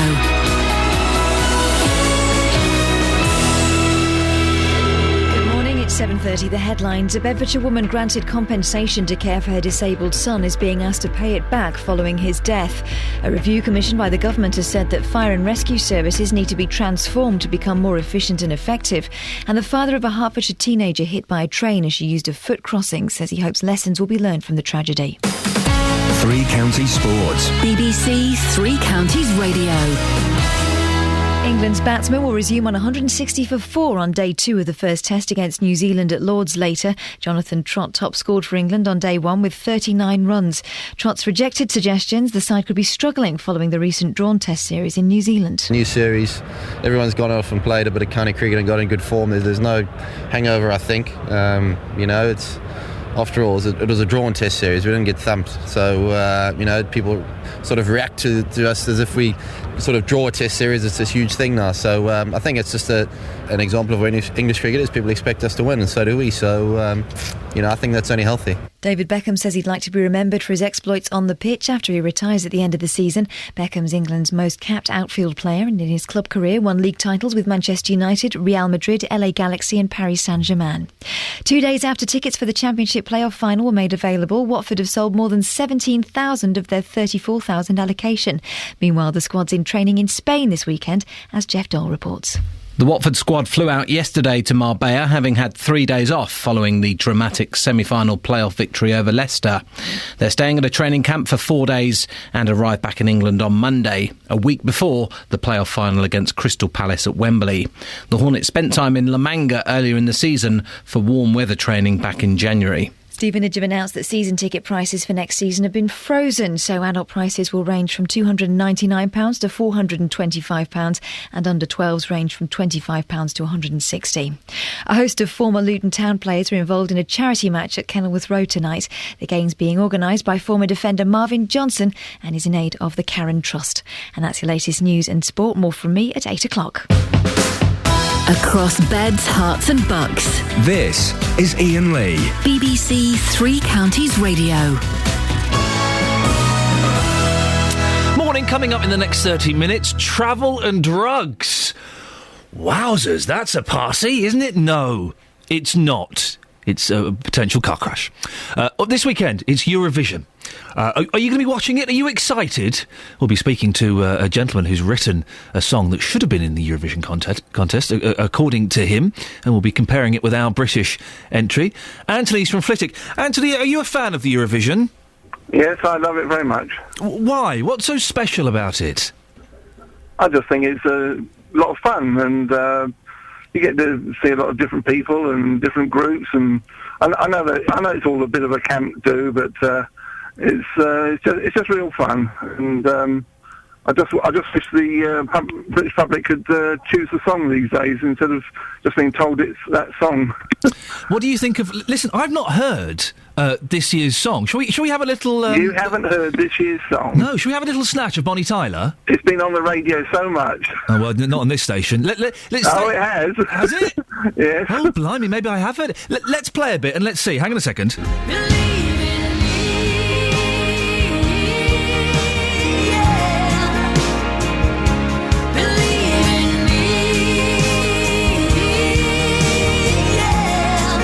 Not that bad. No, it's a pretty good one this year. Well, we don't stand a chance, though, do we? Well, we should do if there isn't all this countries against countries and the way they vote against England all the time, or don't vote for England. Let's put it that way. It's not about the songs, is it? It is politics. It's who's flavour of the month. Well, yes, especially when people like Azerbaijan with that horrendous group the other year with all the face masks and everything else and rock and roll and whatever it was. I thought that must have been the worst song in the whole show, but it still won. That was Lordi, wasn't it? They were from Finland a few years ago. I remember Lordi. That's right, yes. Have you got any favourites this year, Anthony? Who do you think's going to do it? Well, that's the thing. We don't really get to see who's what's happening. I mean, at one time the BBC used to, for the 2 weeks, 2 Sundays before the show, they used to show all the videos of all the entrants. Oh, they did, didn't they? Yes. But I suppose they can't. Well, they could do that now, even if they do have semi-finals and people get knocked out. At least people would be able to see what songs are coming up. I still think it should be. I'm sure a lot of people miss it. I mean, there's over 1 billion people going to watch it on Saturday night. Anthony, listen, enjoy yourself, have fun, don't expect decent songs. Now, from next year, if you break the speed limit or jump a red light, you could end up in a special traffic court instead of up in front of magistrates, so long as you admit the offence. Relatively minor motoring offences take up a huge amount of the court's time, and the government wants to free them up to deal with more serious stuff. Is that a good idea? Well, Justin Dealey's been out finding what you think, and as you can probably imagine, met people who have pet hates when it comes to dangerous driving. Most frequent example of dangerous driving is cars wait until the last possible second before coming off the motorway. They're in the third, fourth lane, doing 90 mile an hour. 100 yards from the turn-off, they decide to cut across all three lanes and they're coming off. And when you see that, how does that make you feel? Because I've seen that myself. It makes me feel incredibly frustrated because I don't do that. When you see it, how does it make you feel? It makes me feel, if I could, like getting out and punching them, because I'm driving, in my own lane at the correct speed and one thing and another. These things, 44-tonne gross weight, takes a hell of a lot of stopping and they don't appreciate it. So the big question then, $1 million question, how do we stop these dangerous drivers? Get rid of 90% of the cameras and increase the number of police. There's nobody to see them. If they're not speeding, nobody knows anything about it. If the police are on the go like they used to be, they can see it and stop it. People pulling off on hard shoulders, overtaking on the inside, zigzagging up and down the traffic. Foreign lorries usually, they're paying no attention to where they're going, watching the telly as they're driving up and down the motorway. Watching the telly? The foreign drivers, they never keep to their 56 miles an hour. Their lorries are always doing 60. John, you're a cyclist, so you must see dangerous driving all the time then? Yeah, every day. No regard for cyclists whatsoever. Yesterday, 30 mile an hour limit into a village where the traffic is, you've got priority. Wagon impatient behind us, just shot straight through, missed me by a matter of feet. How do we stop it then? How do we stop these dangerous drivers? Educate them and prosecute them for inconsiderate driving, dangerous driving. It's as simple as that. Just people not indicating, changing lanes, cutting across lanes to come off at slip roads, things like that. Nobody's mentioned mobile phones yet. I think a lot of people now have got hands-free. Yes. But that situation's improving. How do we stop dangerous driving in this country? Something's got to happen, so how do we stop it? I would like to say, I don't really know, so... More enforcement, maybe? Yeah, more law enforcement, yeah. I don't know what the answer is. When was the last time, though, you saw a policeman stopping somebody on the motorway? I can't remember. I can't remember neither. Well, that was Justin Dealey earlier on. So how is it going to work? Let's talk to Justice Minister Damien Green. Morning, Damien. Morning. Why special courts, Damien? Why do we need them? Because there's a huge raft of minor, not the sort of dangerous driving, particularly that you were talking about there, but the minor traffic offences, maybe involving documents and so on, or just, if you like, straightforward speeding. Yeah, they're serious things that people shouldn't do, they should get prosecuted for. But they clog up the magistrates' courts, and the result of this is that even the most routine traffic offences are taking 6 months to prosecute. It's a ridiculous amount of time.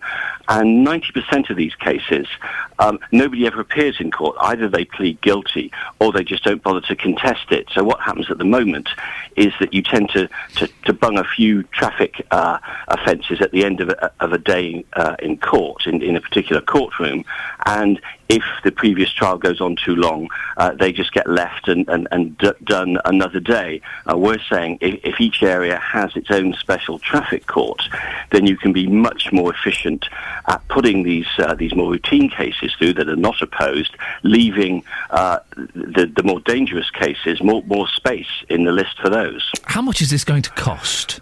It's not going to cost anything. In fact, it should save money because, as I say, one of the big problems we have is delay, and delays obviously cost money. This will help remove some of the delays in the court system. I should say it's definitely not for the most serious cases, not for drink driving or anything like that. It is for things like speeding, not having the appropriate documents and so on. The idea is they're going to handle 160 cases a day and only uncontested ones. So it's more just a case of rubber stamping, isn't it? Do you really need a court to do this? Well, that's a very good question because whether you need the full panoply of a traditional court is one of the things that I know that the courts one to look at. At the moment, if you talk to some of the lawyers who get involved in these things, they say it is faintly ridiculous if you have, not just the magistrates there, but the clerks of the court solemnly reading out the name of the next case, and everyone looks around the empty court. It's perfectly obvious there's nobody there. They say, right, there's no defendant here, so that they proceed with it, and it goes through all the traditional way of doing it. It may well be that if you know that none of those defendants are there, then you could use a different room, just as simple as that. You could use a sort of spare office rather than the full majesty of the courtroom. So I would very much like to see experimentation like that. Will these courts have the same powers as magistrates? Yes, I mean, it will still be magistrates taking the decisions, because obviously everyone deserves to be judged by a proper qualified magistrate. But they, as I say, they won't be doing the full routine of the, if you like, the traditional magistrates' court. One of the things that annoys me, and I see all the time, Damien, is idiots on their mobile phone, sending texts, making phone calls, checking Facebook. Why can't we stop them? Can't we just lock them up? Well, that is a serious offence, and if someone is caught doing that, then yes, they should be prosecuted. I see it all the time. I know if I get in my car and drive home, I will see 20, 30 people doing that. There's not enough people to enforce these things, are there? Well, it's a balance. I mean, the balance between cameras and traffic police is always an interesting one for police to operate. And I think one of the people you had on, who you'd gone out to interview, said that maybe there's too much reliance on cameras and not enough on traffic police. And I have some sympathy with that. It's obviously up to each chief constable to decide how best to deploy the police they've got.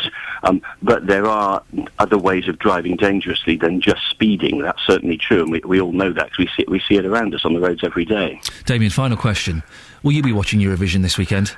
I will. Yeah, no, I love Really? Eurovision. Yes. Well, you've caught me off guard there, so I wasn't expecting that response. Well, are you going to be sitting at home with a bottle of wine and watching it as it goes on? That sort of thing. I think Eurovision is one of the times when Twitter comes into its own, because if you follow some of the comments, people watching Eurovision are all enjoying it, and it turns it into a sort of international party. Frankly, laughing at some of the less good entrants, because you can guarantee that at least one song will be hilariously bad. We don't stand a chance, though, do we? Whether our songs are good or bad, people hate us. Yeah. I think a lot of it is apparently to do with the population, bits of countries where there are large numbers of people living in other countries. Of course, you can't vote for yourself. If you're in England, if you're in Britain, you can't vote for Britain, but you can vote for other countries. So we have, as we know, sort of hundreds of thousands of people here from, say, some of the Eastern European countries, particularly Poland. They can all cheerfully vote for Poland. So it looks like our vote's going to Poland.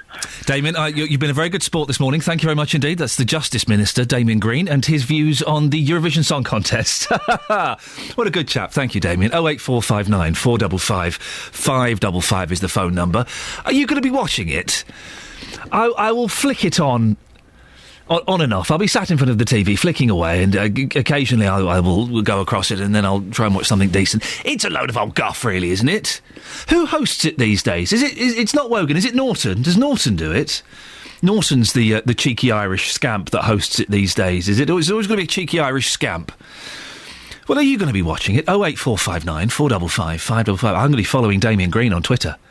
Oh, a minister slightly relaxed on wine, tweeting about the Eurovision Song Contest. It could be some gossip there. That could be Monday's show. Travel news for beds, cards and bugs. BBC Three Counties Radio. Slowing up on the M25, there's heavy traffic from Waltham Abbey at junction 26 into the roadworks from junction 25 at Enfield, and indeed it's looking slow past Potters Bar at 24 now as well. Also busy from Maple Cross to the M40, junctions 17 and 16. If you're using the M40 this morning though, I can't really spy any delays. Looking at the cameras, everything's moving fine.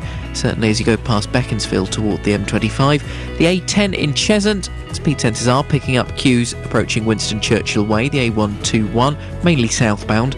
A1 in toward London, again southbound, Edgware Way. We've got delays between the Watford bypass at Apex Corner and Mill Hill Circus. Queues on the cameras around there.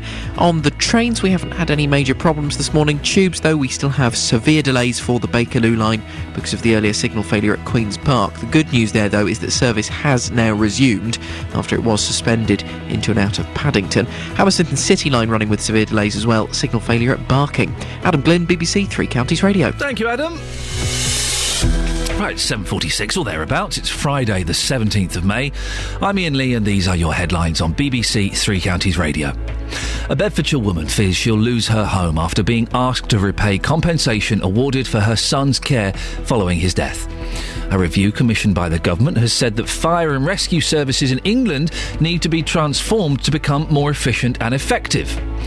In sport, England's batsmen will resume on 160 for 4 on day 2 of the first test against New Zealand at Lord's later this morning. Coming up, it's Eurovision this weekend. Are you going to be watching it? We'll chat to an accredited fan who's out there already for the competition. Been there for 2 weeks, apparently. How exciting. Before that, let's get the weather with Elizabeth. Beds, Hearts and Bucks weather. BBC Three Counties Radio. Hello, very good morning to you. It's a cloudier but a milder start to the day than we saw yesterday. We're going to be keeping that cloud for much of the rest of the day too. We might find that it produces 1 or 2 light showers around during the morning, but there will be some brightness at times, particularly into the afternoon. Certainly most places are going to stay dry. Temperature-wise, well, it's still feeling rather cool, really. We're looking at highs of 12 or 13 degrees Celsius in Aylesbury, in Bletchley, in Milton Keynes, in Bedford and in Stevenage too. 13 degrees Celsius here, that's 55 in Fahrenheit. Now, as we get through into this evening and overnight, staying quite cloudy, temperatures down to around sort of 7 or 8 degrees Celsius. And then for the start of the weekend, well, it's actually looking dry. It's looking mostly dry tomorrow. In fact, we may just catch 1 or 2 showers around. There will be some cloud, but a bit of brightness emerging at times through the afternoon, so it's not all bad. On Sunday, the greater risk of catching a shower. It is still going to feel quite cool over the course of the weekend, and it will stay unsettled and really rather showery too into the start of next week. That's the forecast. Thank you, Elizabeth. Every weekday from 3, Roberto Perrone with the best local news stories. I get to meet a lot of really interesting people with the most amazing stories. We feel as if we haven't been taken notice of. Yesterday we heard that the bank had gone, but today it's still there. The cat got delivered up in Kabul. You should be back in the UK in 2 months. With the best local talking points. Do some of the bakers have flapjack fights? No, of course not, Roberto. Well, not in our shops. Roberto Perrone, weekdays from 3. On BBC Three Counties Radio. Well, people have told BBC Three Counties Radio that they are fed up of smelling marijuana in Bedford's Midlands Road. Other locals say they deliberately avoid the area because of the high number of people drinking and taking drugs. Sometimes you can smell drugs, cannabis.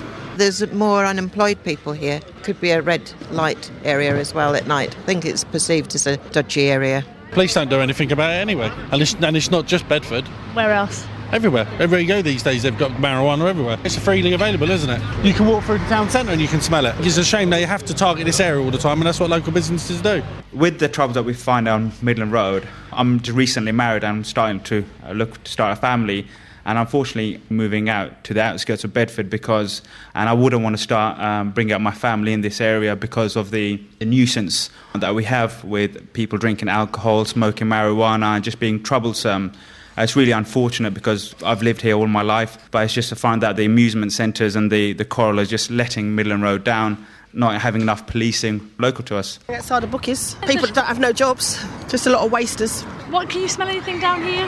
Not today, but I have done in the past, yeah. Well, illegal substances, cannabis, skunk, etc. Yeah, it's inevitable, really. A lot of young people gather down here, and I think that's part of it. I mean, you get a lot of youngsters from the college coming here for lunch, for example. There's lots of fast food places, and you get the guys hanging around outside the bookies down there as well.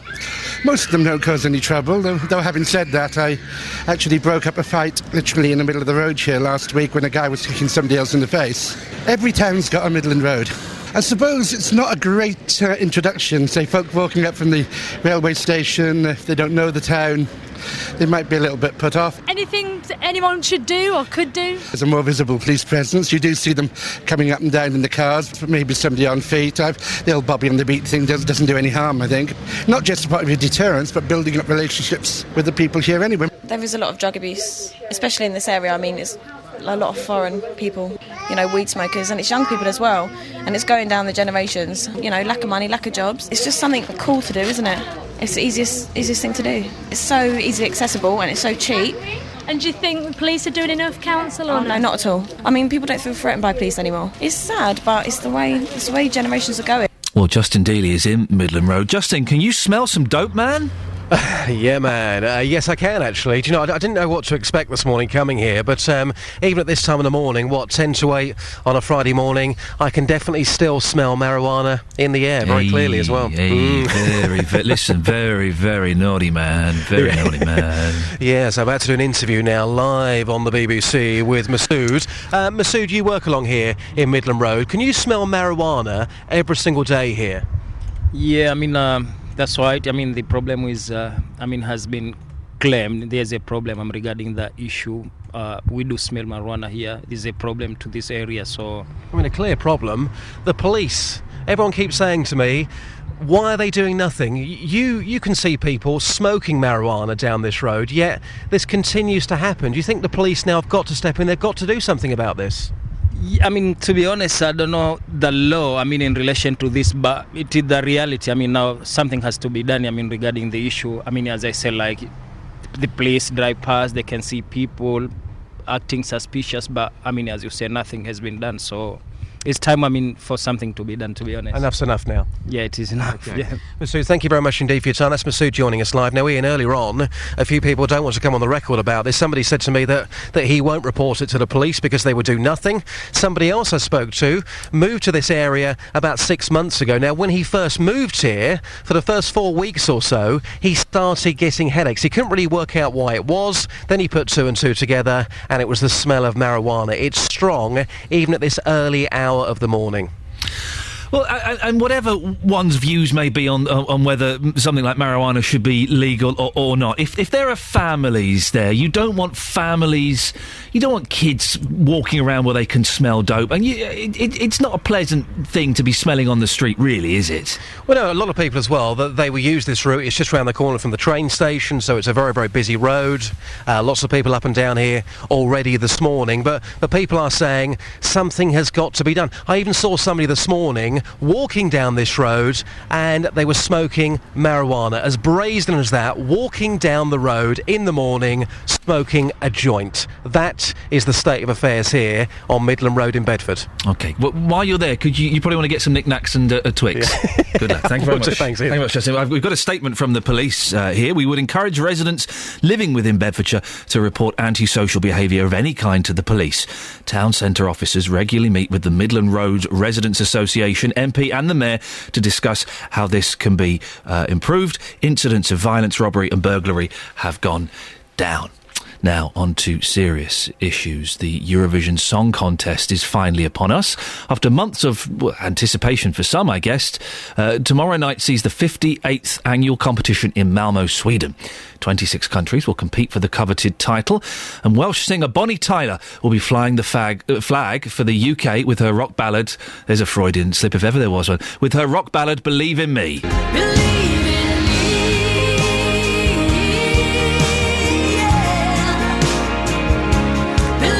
That is the first time I've heard that. I think that's all right. So, it's a Bonnie Tyler song. What more do you want? Well, we can speak now to Uber Eurovision fan Nikki Allen, who's in Malmö. Nikki, you've been in Malmö for the last couple of weeks, haven't you?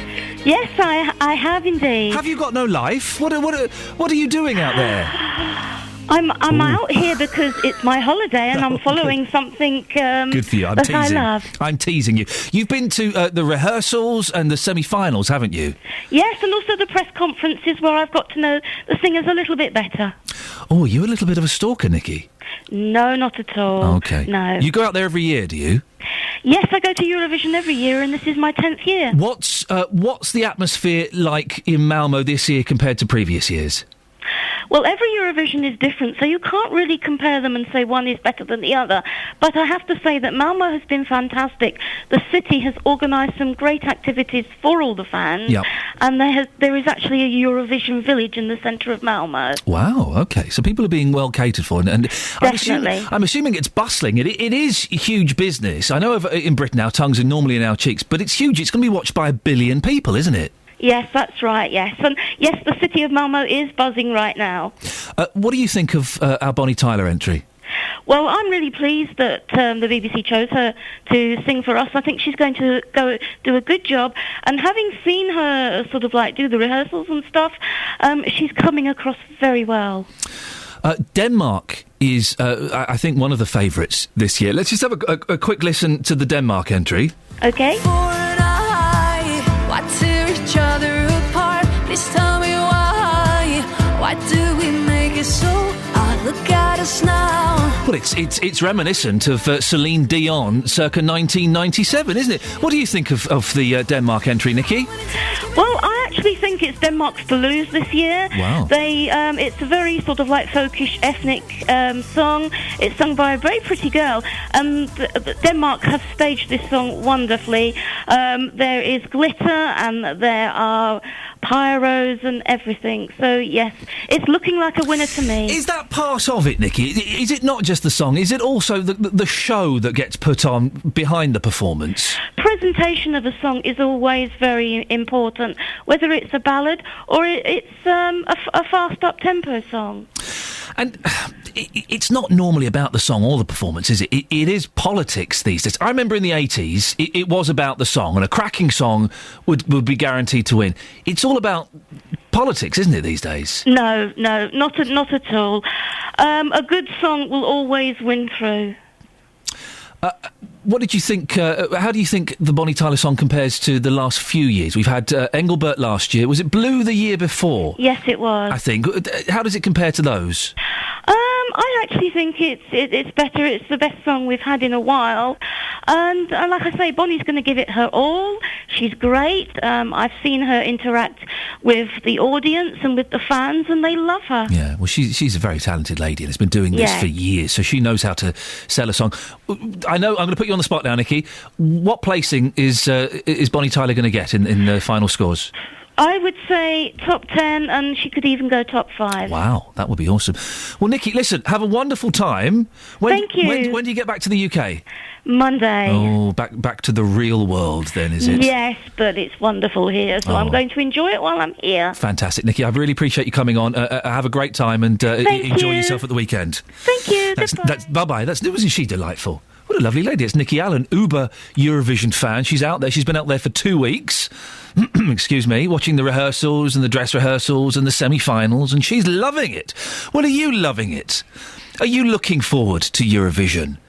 Are you going to be watching it this weekend, or do you think, oh, for goodness sakes, what a load of old tosh? Now that Wogan doesn't do it, now that Bucks Fizz and Jay Aston isn't involved anymore, what's the point of it? Ooh, Jay Aston. Travel news for beds, cards and bugs. BBC Three Counties Radio. A1 at the Black Cat roundabout, a fair bit of traffic there this morning. Approaching from the southbound side, it's looking slow. It's a little bit busy onto the Great Barford bypass as well from the roundabout. Anti-clockwise M25 still looking heavy through the roadworks past Potters Bar at junction 24, and then slow again from the M40 at junction 16 to the M4 at junction 15. Traffic definitely building there, taking maybe 15 minutes to get through. Heading in toward London, the A1 is slow between Apex Corner and Mill Hill Circus. The A10 crawling a little in Cheshunt. We've got queues at the Winston Churchill Way, and then on the other side of the M25, the A10 is busy through Enfield between Bullsmore Lane and Southbury Road. Trains looking good, no delays as far as I can see on the departure boards. Tubes though, it's severe delays for the Bakerloo line after signal failure at Queen's Park earlier, and the Hammersmith and City line has severe delays because of a signal failure at Barking. Adam Glynn, BBC Three Counties Radio. Thanks, Adam. So a mum given £700,000 because her son was born with spina bifida. He dies at the age of 6 and is asked to pay over half of it back. Well, should she pay it back? We'll talk about that and more after the news with Catherine Boyle. On FM, AM, online and digital radio. This is BBC Three Counties Radio.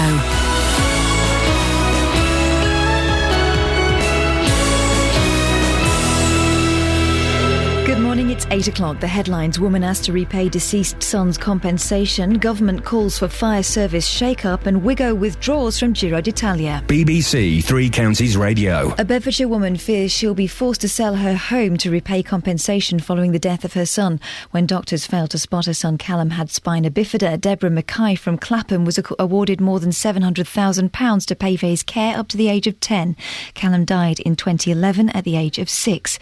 Shortly afterwards, Deborah signed an agreement with Bedford Hospital NHS Trust. We actually had a meeting and I could have fought on a little bit, but at the time I wasn't strong enough. So both parties agreed. And as the months have gone by, you know, they were trying to put interest on every month I lived there, and it just got so terrible. In a statement, Bedford Hospital NHS Trust told BBC Three Counties Radio, "We appreciate this is a very difficult time for Deborah Mackay, but we do have a responsibility to ensure that the public purse is properly and fairly protected." A review commissioned by the government has called for a major shake-up of the fire service.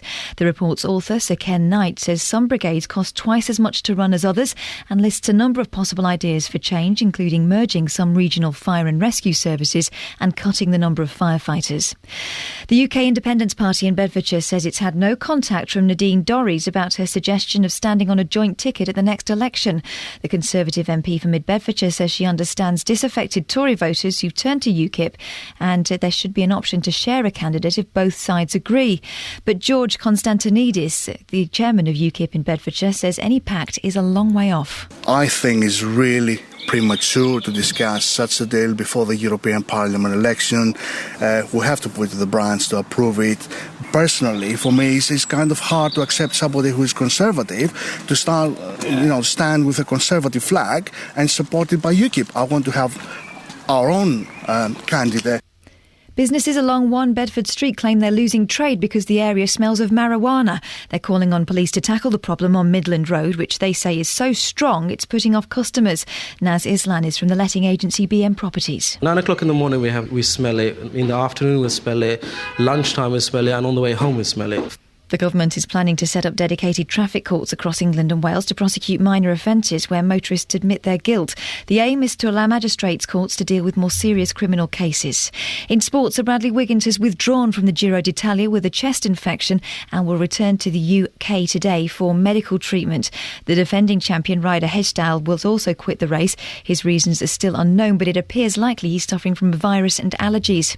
The weather dry with sunny spells and a top temperature of 15 degrees Celsius. That's 59 Fahrenheit. Get the latest news and sport online at bbc.co.uk/3 counties.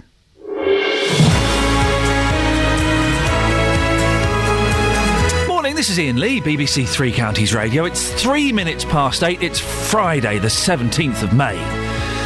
It's the weekend. I have nothing planned for the first weekend in ages.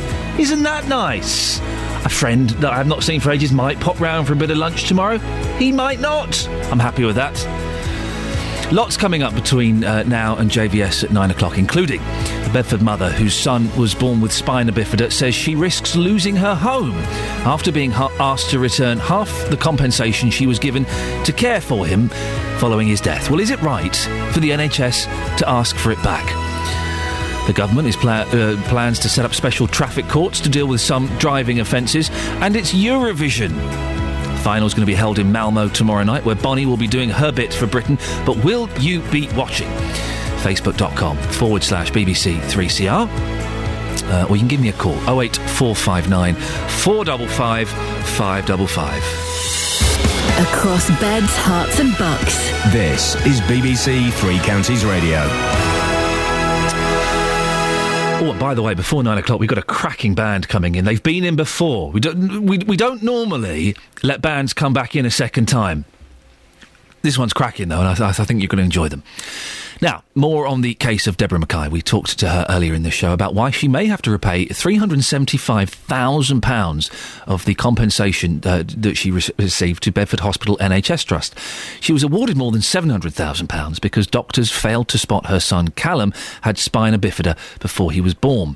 When Callum died suddenly at the age of 6, Deborah Mackay was asked to pay back nearly half the money, and she says she may be left homeless.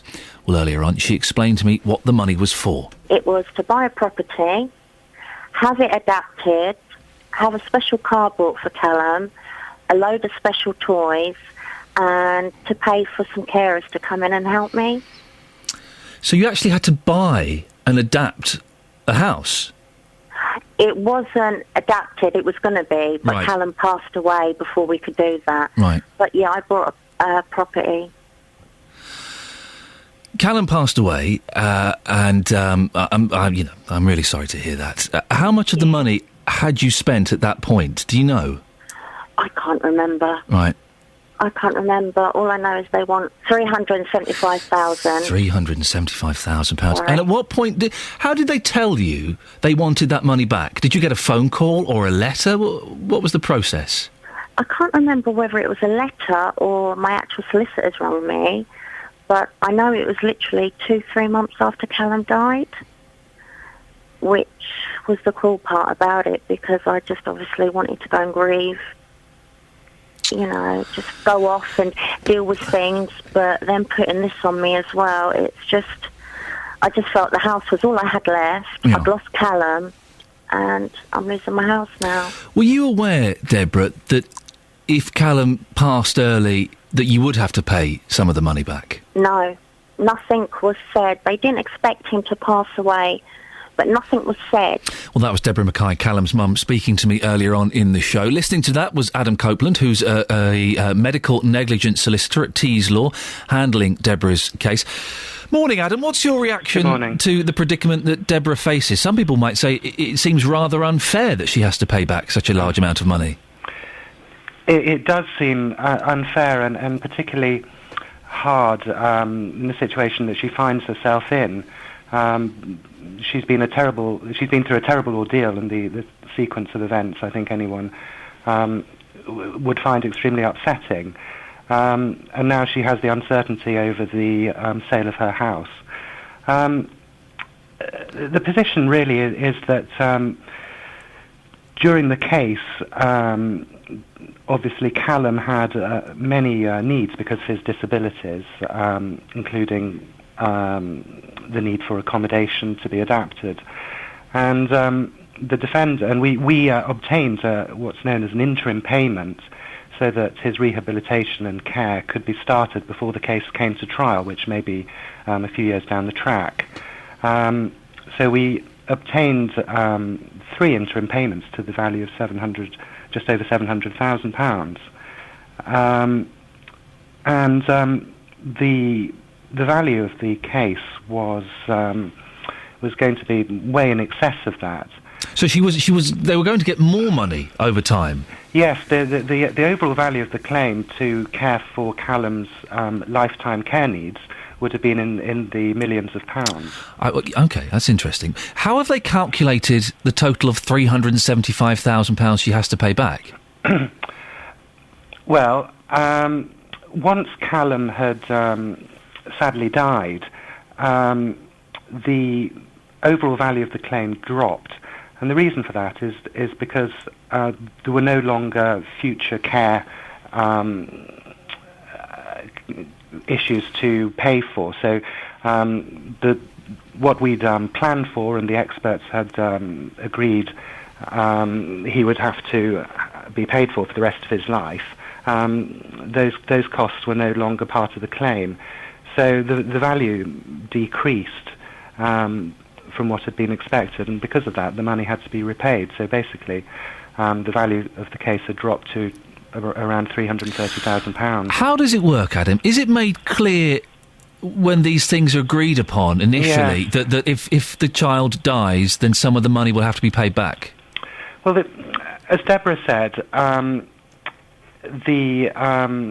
Callum's life expectancy was normal, and the experts had although he had many problems, his life expectancy was around 65 years. Now, when somebody goes for an interim payment, the court orders that sum to be paid, and they have to take a view as to the likely value of the claim, and the courts strive to make sure that when an interim payment is made, it's going to be under what she's likely to get at trial to avoid this situation.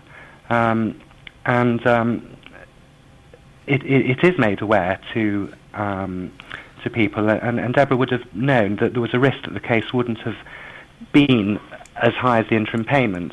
However, that was extremely unlikely. So she was, sorry, just to clarify, Adam, she was aware that there was a chance she might have to pay something back if Callum died? Yes, the interim payment is exactly that. Right. It's, the final settlement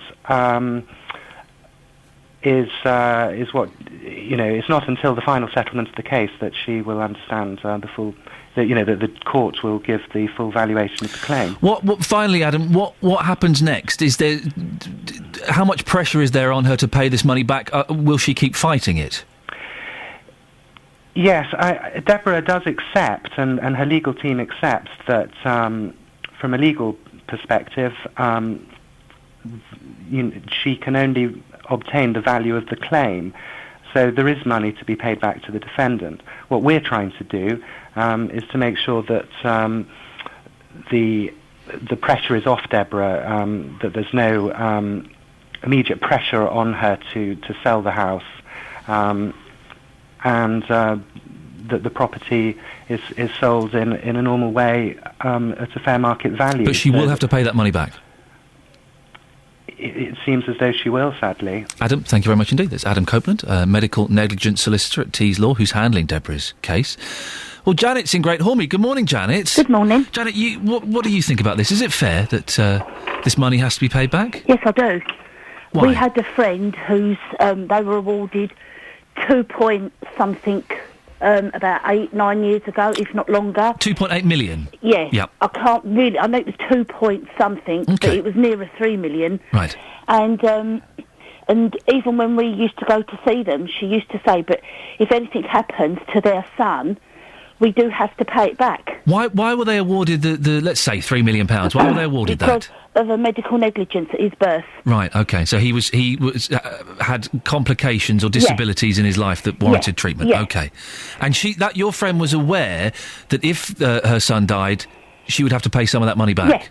And also, ironically, I have a son with cerebral palsy, and we were going through the process of suing the hospital, and we were always told that if we were lucky enough to win and anything happened to our son, we would have to pay it back. But then that is right. That money is awarded for the life, for that person, for that son or daughter, for their lifetime. What happened? You can't expect it to be a windfall, can you? What happened to your friend in the end? Is her son still... No. Unfortunately, she died, and then 6 weeks later he died when he was 15. Oh, dear. And that was about 8 years ago, but it's had to go back. So the money got paid back? It's not a windfall, is it? It's not a lottery win. Well, but it could be argued that Deborah didn't see it as a windfall, and that she used it to buy a more spacious house. That's what they did. Everybody does. They get their homes adapted, don't they? Yeah. They had a beautiful house. Yeah. But the reason for a bigger house, before people start jumping onto Facebook, is because you need a bit of room to move a wheelchair around, don't you? Of course you do. Yeah. You know, they were given the best. They had 24-hour, 7 days a week carers. They also had a room built for carers to live in. But you have to draw the line, don't you? There's so many people now suing the NHS that where do they stop? And if they can recoup that money, because at the end of the day they don't want to pay it out in the first place. That's why we have court cases. No. You know, and it's only right that because you just can't spend it. It all has to go through trustees and everything. You can't. It's not just put into your bank account where you can just go and spend it willy-nilly. Janet, thank you very much indeed. We have got a statement that I shall read a portion from Bedford Hospital NHS Trust. The NHS Litigation Authority and Bedford Hospital NHS Trust appreciate this is a very difficult time for Deborah Mackay, but we do have a responsibility to ensure that the public purse is properly and fairly protected. We are working to agree a reasonable period of time for her to make appropriate arrangements to return the money. Travel news for beds, cards and bugs. BBC Three Counties Radio. Speed sensors not showing too many problems on the roads this morning.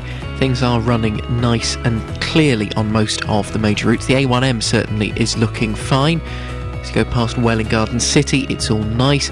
On the A1, a little bit of traffic building at the Black Cat roundabout still. It's looking heavy toward the Great Barford bypass. M25, as you would expect, is quite slow in places. Anti-clockwise, junction 24 at Potters Bar through the roadworks stretch. It's also busy anti-clockwise with delays from the M40 to the M4, junction 16 to 15, and it could take you 15 minutes to get through the traffic there. In St Albans, busy on the Hatfield Road around the junction with St Peter's Street. In fact, it's busy on all approaches to the roundabout there this morning. A10 in Cheshunt, queuing as you come toward Winston Churchill Way, and then on the other side of the M25, delays through Enfield with slow-moving traffic, Bullsmore Lane through to Southbury Road, and the A1 in Edgware is still looking slow from Apex Corner to Mill Hill Circus. Trains across the three counties have been running a good service so far this morning. Still no major issues, but on the tubes it is severe delays for the Bakerloo line after signal failure earlier this morning at Queen's Park, and signal failure at Barking causing problems for the Hammersmith and City line. Adam Glynn, BBC Three Counties Radio. Thank you very much, Adam. It's 8:16 exactly. It's Friday the 17th of May. I'm Iain Lee, and these are your headlines on BBC Three Counties Radio. A Bedfordshire woman fears she'll be forced to sell her home to repay compensation following the death of her son. A review commissioned by the government has called for a major shake-up of the fire service. In sport, England's batsmen will resume on 164 on 64-4 on day 2 of the first test against New Zealand at Lord's later this morning. Jonathan Trott top scored for England on day 1 with 39 runs, and good for him, well done. The weather today for Beds, Herts and Bucks, dry with sunny spells and a top temperature of 15 degrees. Coming up, people have told BBC Three Counties Radio they're fed up of smelling marijuana in Bedford. Other people have asked us where that smell is coming from in Bedford because they want to go and get some. We'll hear from both sides before 8:30. BBC Three Counties Radio.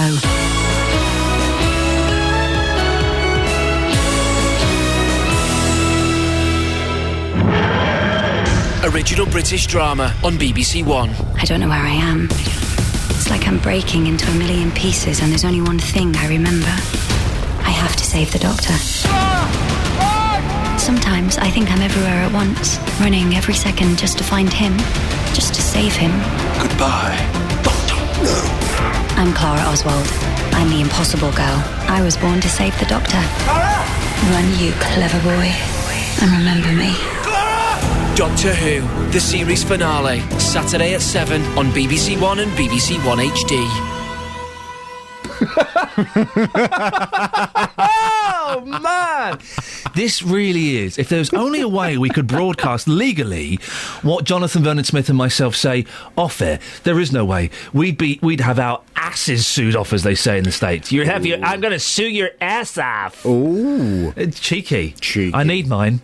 Why do you keep looking behind me? Because there's lots of traffic behind you. Really? We have a glass window that overlooks a corridor, and there is lots and lots of traffic. Oh, it's Ollie with your coffee. Work experience, Ollie, with my coffee. Thank you. Well done, Ollie. Where's mine? Sorry. There we go, you see. Thanks very much. He's trained. Look at these three cups in a row. Very, very strong coffee. Why do you have to have a new cup every time? Do you know who I used to be? I have worked with Ricky Gervais and Ali G, I'll have you know, young man. I used to be somebody. You deserve a cup per coffee. Who fancies a cup of coffee? Me. Jonathan, nice to see you. Have you got plans for this weekend? Can I hang out with you? Nice one. What, you want to hang out with me? I've got nothing on. Well, do you know what? I'm around tomorrow. What are you doing? Normally I work on a Saturday, but I'm working Sunday instead this week. Oh, okay. Do you want to hang out? Yeah, I'd love to hang out. Come down my hood in Hertfordshire. I will do. What Xbox games have you got? I don't know what an Xbox is. Yes, we'll leave it. I think probably for the best. Yeah, we'll leave it. Is it a computer game? What's in your show this morning? Coming up on the big phone in this morning at 9. Do you still have a problem with homosexuality? Do you? Do you? Me? Yes. Well... No, you don't. No, I don't. I love everybody. Half of gay people surveyed in a major EU poll say they've been discriminated against. Half. But most failed to report it. The online poll asked over 90,000 lesbian, gay, bisexual and transgender respondents whether they'd experienced discrimination, violence or verbal abuse. It found that many people thought their sexual orientation affected their chances of getting a job and deliberately hid their sexuality at school. From 9 this morning, I want your view. Do you still have a problem with homosexuality? And that's not to suggest that I'm expecting people to phone up and say, oh, yeah, you know, I hate gay people so much I abuse them in the street. But I wonder whether perhaps we expect things to move too quickly. Do we perhaps, you know, the sea change has been fairly rapid, hasn't it, towards acceptance of all kinds of different minority groups. Do you still have a problem with homosexuality? For example, is there anyone listening this morning that will admit they'd rather not work with a gay person? Oh, I bet you'll get a few. Live next door to one? Or find that your son or daughter was gay? Would you just not feel very comfortable about it? Do you still have a problem with homosexuality? 08459 455 555. Your view from 9. I've heard the argument, I haven't got a problem with gays or anything in the slightest. Someone said to me once, yeah, but what if your son was gay? I would embrace him. I would thank him for telling me and wish him the best of luck, and on you go. It's a confusing thing, isn't it? Yet, within living memory, my mum's lifetime, it was illegal. Well, exactly. It's strange, isn't it? That's what I mean. And when someone uses a politically incorrect term, or if somebody says something and you think, oh, yes, you've clearly never met anyone gay, or never knowingly met anyone gay, you kind of think, well, should we be a bit more accepting of it and a bit more understanding, considering how how quickly things have moved and how much acceptance there does now generally seem to be. And when someone comes out with something that perhaps we deem to be a bit old-fashioned, should we be more understanding of it? I haven't been chatted up by a gay gentleman for a long, long time. I used to get it quite a lot. Did you? Do I look gay? No. I used to get chatted up a lot by gentlemen, but I was so naive, I just thought they were being really friendly. I thought, who's this nice guy at the bar buying me a drink? Yeah, sure. Oh, hang on a second. No, you've got the wrong end of the stick there, I'm afraid, sir. Move on. But no, you're not very gay. Oh, OK. But you have got a lovely bouffant hair. That'll be what it is. What it is. 08459 455 555. Jonathan, I look forward to listening to that. Thank you very much. Ta-ta. Bye. Oh, no. Let's do that again. You did that seriously as well. No. OK, right. You're expecting a big jingle. OK, right. Jonathan, thanks very much. Bye-bye. There we go. Across beds, hearts and bucks. This is Iain Lee. BBC Three Counties Radio. I'm going to be listening to that. I'm sure there'll be some feisty phone calls. If you want to get in touch with JVS, 08459 455 555. Or you can send him an email as well if you want. jvsshow@bbc.co.uk. Put your phone number down and what you'd like to say, and they might get back in touch with you. Now, companies in Bedford say they're losing business because their customers are too scared to shop in the area. They say they're intimidated by the amount of people who drink and do drugs in Midland Road. Well, reporter Serena Farrow went to sniff out what some locals are saying is an unacceptable problem. Anytime anyone asks anyone this road, they smell marijuana in the Midland Road. Does it make you get a bit high as well? A headache straight away when I smell it. Really? It's really very strong. I can't stop anybody to smoke the marijuana. That's where the society is going. Have you told anybody, or has the council been down? They know about it. It's a problem which is being neglected by the whole society. What do you think that needs to be done then? What would you like to see being done? To track down those who are traffickers, especially the suppliers. And you have to work in this environment, don't you? It's not as if you've got a choice, you keep the door open so it filters through. We've got no choice at all. It's not right for everybody to walk along here and have the smell going on. It can be a lovely street if time and money were spent on it. And these people that are smoking the drugs were taken off the street. There's a couple of routes that I won't go because I know they are quite strong. And it is quite bad in some places. Midland Road's always been a hot spot. Do you just you've accepted it for now, I suppose? Yeah, you know which way to go, so you go that way and you know who's who, so... But how does it affect customers? Do they not want to come to this area? We're lucky enough that we're not that far down, so it's not too bad, but I think sometimes it can be a bit of an issue. Yeah, there is quite a strong smell of drugs, particularly on the corner by the bookmakers. You can get high walking past. Really? So you try not... Maybe on a Friday night you might just dapple there, but no, other than that you try and avoid the area, or...? No, I live there, so I go past them. But they're all very polite to me, you know. I wouldn't say they're particularly bad people. I'd just rather not have to walk through that smell, no. But I think there's very little can be done. The bookmakers did stop them smoking it in there. Now they just smoke it outside, or they congregate and have little parties, drinking parties, on the streets, particularly when it's summertime. Have you ever had anybody say, I don't come to that area because it's too dodgy? Yes, sometimes. A lot of people will. But it's been this way a long time, and I was always advised not to walk down here towards the railway station at night time. A little drinking party in the street? Well, how classy is that? That was Serena Farrow there. Well, after years of the pungent smell, firms in Midland Road want police to do more. Well, in a statement, Bedfordshire Police have told us that incidents of violence, robbery and burglary have dropped. But despite that, officers regularly meet with Residents Association, MP and Mayor to discuss how the area can be improved. They're continuing to work with Bedford Borough Council, which is responsible for tackling long-term issues such as street drinking. Now, on to a completely different, although perhaps not an entirely unrelated song. I'm sure this will be subject. I'm sure this is one way you might enjoy it a little bit more. It's the Eurovision Song Contest this weekend. I have very little interest in it. Although every now and then you used to get good songs. 99 Balloons. That was a Eurovision song, wasn't it? But Anina, she impressed the world by singing it in German and then in English. And then who was that? There was another one that was quite good. It wasn't Melanie. There was another German girl. Who's the German girl? A little sunshine, a little laughter, a little... And she impressed everyone by singing it in 2 languages. How easily we were pleased back in the mid-1980s. So there have been good songs. But are you going to be watching it this weekend? Are you excited by the prospect of the Eurovision Song Contest? 08459 455 555. Trudy on Facebook says, absolutely not. This Eurovision trash has been drivel since it started and will always remain drivel. Fifi says, we don't want to win, we can't afford it. And Adam says, it's so bad it's become good, therefore wholeheartedly yes. Really? Let's be honest, it's a load of old tosh, isn't it?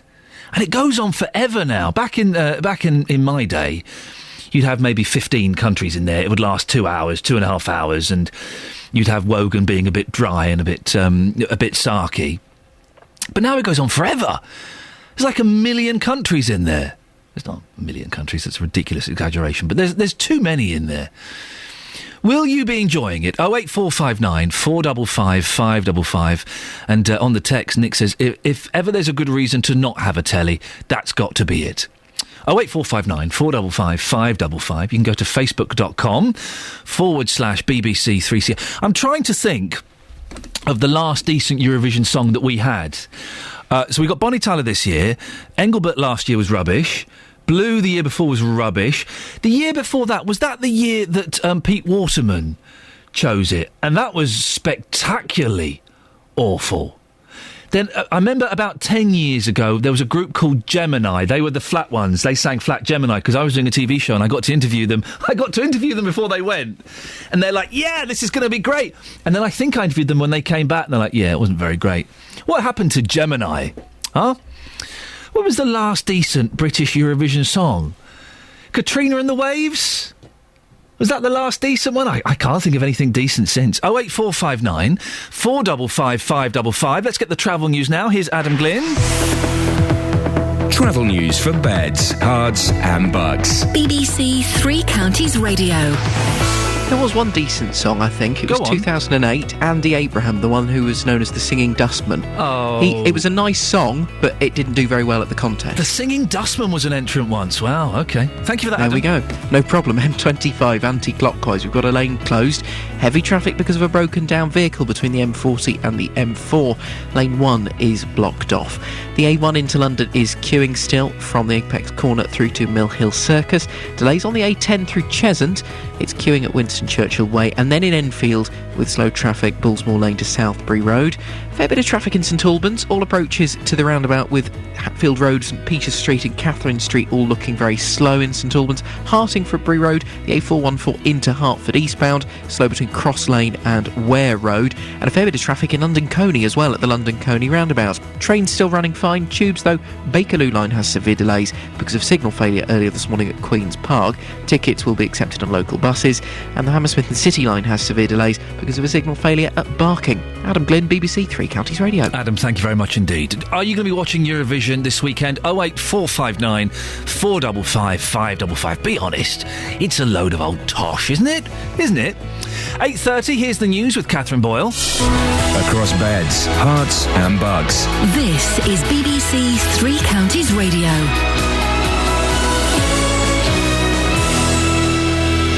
Good morning. The 8:30 headlines. A Bedfordshire woman fears she'll be forced to sell her home to repay compensation following the death of her son. A review commissioned by the government has called for a major shake-up of the fire service. And UK Independence Party representatives in Bedfordshire have branded Nadine Dorries' suggestion she might stand as a joint Tory-UKIP candidate in the next election as enormously presumptuous. Three Counties Sports. BBC Three Counties Radio. Sir Bradley Wiggins has withdrawn from the Giro d'Italia with a chest infection and will return to the UK today for medical treatment. The defending champion, Ryder Hesjedal, has also quit the race. His reasons are still unknown, but it appears likely he's suffering from a virus and allergies. England's batsmen will resume on 160 for 4 on day 2 of the first cricket test against New Zealand at Lord's later this morning. Here's our cricket correspondent, Jonathan Agnew. The slow nature of the pitch suggests that both teams will find it difficult to score runs at a modern rate. You have to go back more than 12 years to the time England scored fewer runs on an opening day of a test match. The early finish was ideal for Root and especially Bairstow, who had just come in with poor light, the floodlights on and the new ball due. He can start his innings properly this morning, with Root, whose excellent early season form saw him reach 25 with consummate ease. But New Zealand reminded us of what a tenacious seam attack they have. No great pace, but stamina and accuracy. And they'll be looking to make further inroads with this new ball. 2 days after the release of tickets for the Championship playoff final, Watford have sold more than 17,000 of their 34,000 ticket allocation. Meanwhile, the Hornets are training in Spain this weekend, as Jeff Doyle reports. The Watford squad flew out yesterday to Marbella, having had 3 days off following the dramatic semi-final playoff victory over Leicester. They're staying at a training camp for 4 days and arrive back in England on Monday, a week before the playoff final against Crystal Palace at Wembley. The Hornets spent time in La Manga earlier in the season for warm weather training back in January. Stevenage have announced that season ticket prices for next season have been frozen. Adult prices will range from £299 to £425 and under 12s will range from £25 to £160. A host of former Luton Town players are involved in a charity match at Kenilworth Road tonight. The game is being organised by former defender Marvin Johnson and will be in aid of the Karen Trust. And that's your latest news and sport. More from me at 9. Oh, man. I got something wrong and I have to do an on-air apology. I hate on-air apologies. What have you done this time? Just to apologise, of course, Nina's 99 Red Balloons was not a Eurovision song entry. Sounded like one. Yeah, it did. Les has sent me a very strong email criticising me for that. Don't mess with the Eurovision posse, they're hardcore. I know that they are hardcore. Are you going to be watching it? No. I used to like Eurovision. Now I can't watch anything for longer than half an hour without falling asleep. Across beds, hearts and bucks. This is Iain Lee. BBC Three Counties Radio.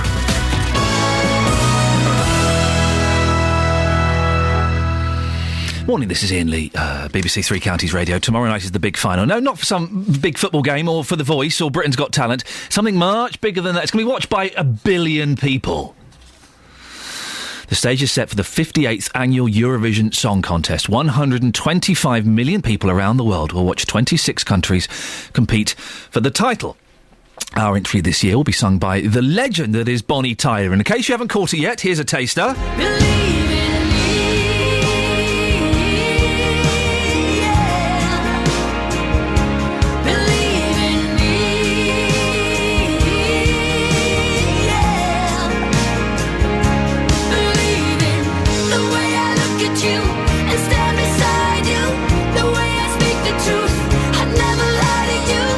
Bonnie Tyler, and let's be honest, she is a legend, isn't she? She's fantastic. Are you going to be watching it? 08459 455 555. Well, it seems that various MPs are going to be watching it as well. I spoke to the Transport Minister, Damien Green, earlier, and I know exactly what he'll be doing on Saturday night. I love Eurovision. Yes. Eurovision is one of the times when Twitter comes into its own, because if you follow some of the comments, people watching Eurovision are all enjoying it, and it turns it into a sort of international party, frankly, laughing at some of the less good entrants, because you can guarantee that at least one song will be hilariously bad. Well, we also asked David Liddington, MP for Aylesbury and Europe Minister, if he would like to come on and talk about Eurovision. He said, yes, I'd love to, but I'm really busy. I've got a Chamber of Commerce breakfast today. So it turns out all the MPs absolutely love it. Well, you may remember a few months ago we spoke to Raymond Marks from Buckinghamshire, who was annoyed that he can't get his songs into the contest because the BBC no longer performs a national selection. Well, I'm very pleased to say that Raymond has joined me in the studio. Good morning, Raymond. Morning, Ian. Let's just get this right. You're a songwriter. Yes. You've written songs that you think would be suitable for the last 3 years. For the last three Eurovision. But because of the way the BBC has changed their voting process, you can't get a foot in the door, can you? Well, there is no voting process. Right. But there used to be. Yeah. And what I would like to say is when we were voting, we did much better. Mm. In the last 10 years, we've only come in the top 5 once. Right. But over the 55 years we've been in, we've actually come in the top 5 53% of time. Now, your song, the last song that you wrote for the Eurovision was called In the Light. Yep. What was the name of the young lady that was singing it? 'Cause I remember you were... Sarah Lilly. Sarah Lilly. Shall we have a little listen? Okay. Here we go.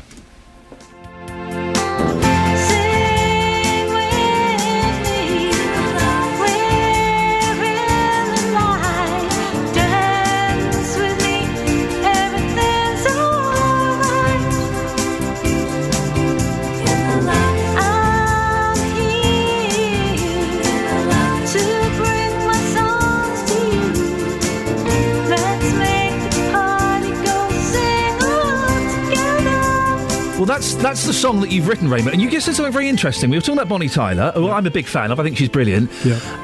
Do you think she could have handled this song? Yes, and we're songwriters. And I was thinking the other day that if Lost in France had just appeared out of nowhere, that's the sort of song that could win Eurovision.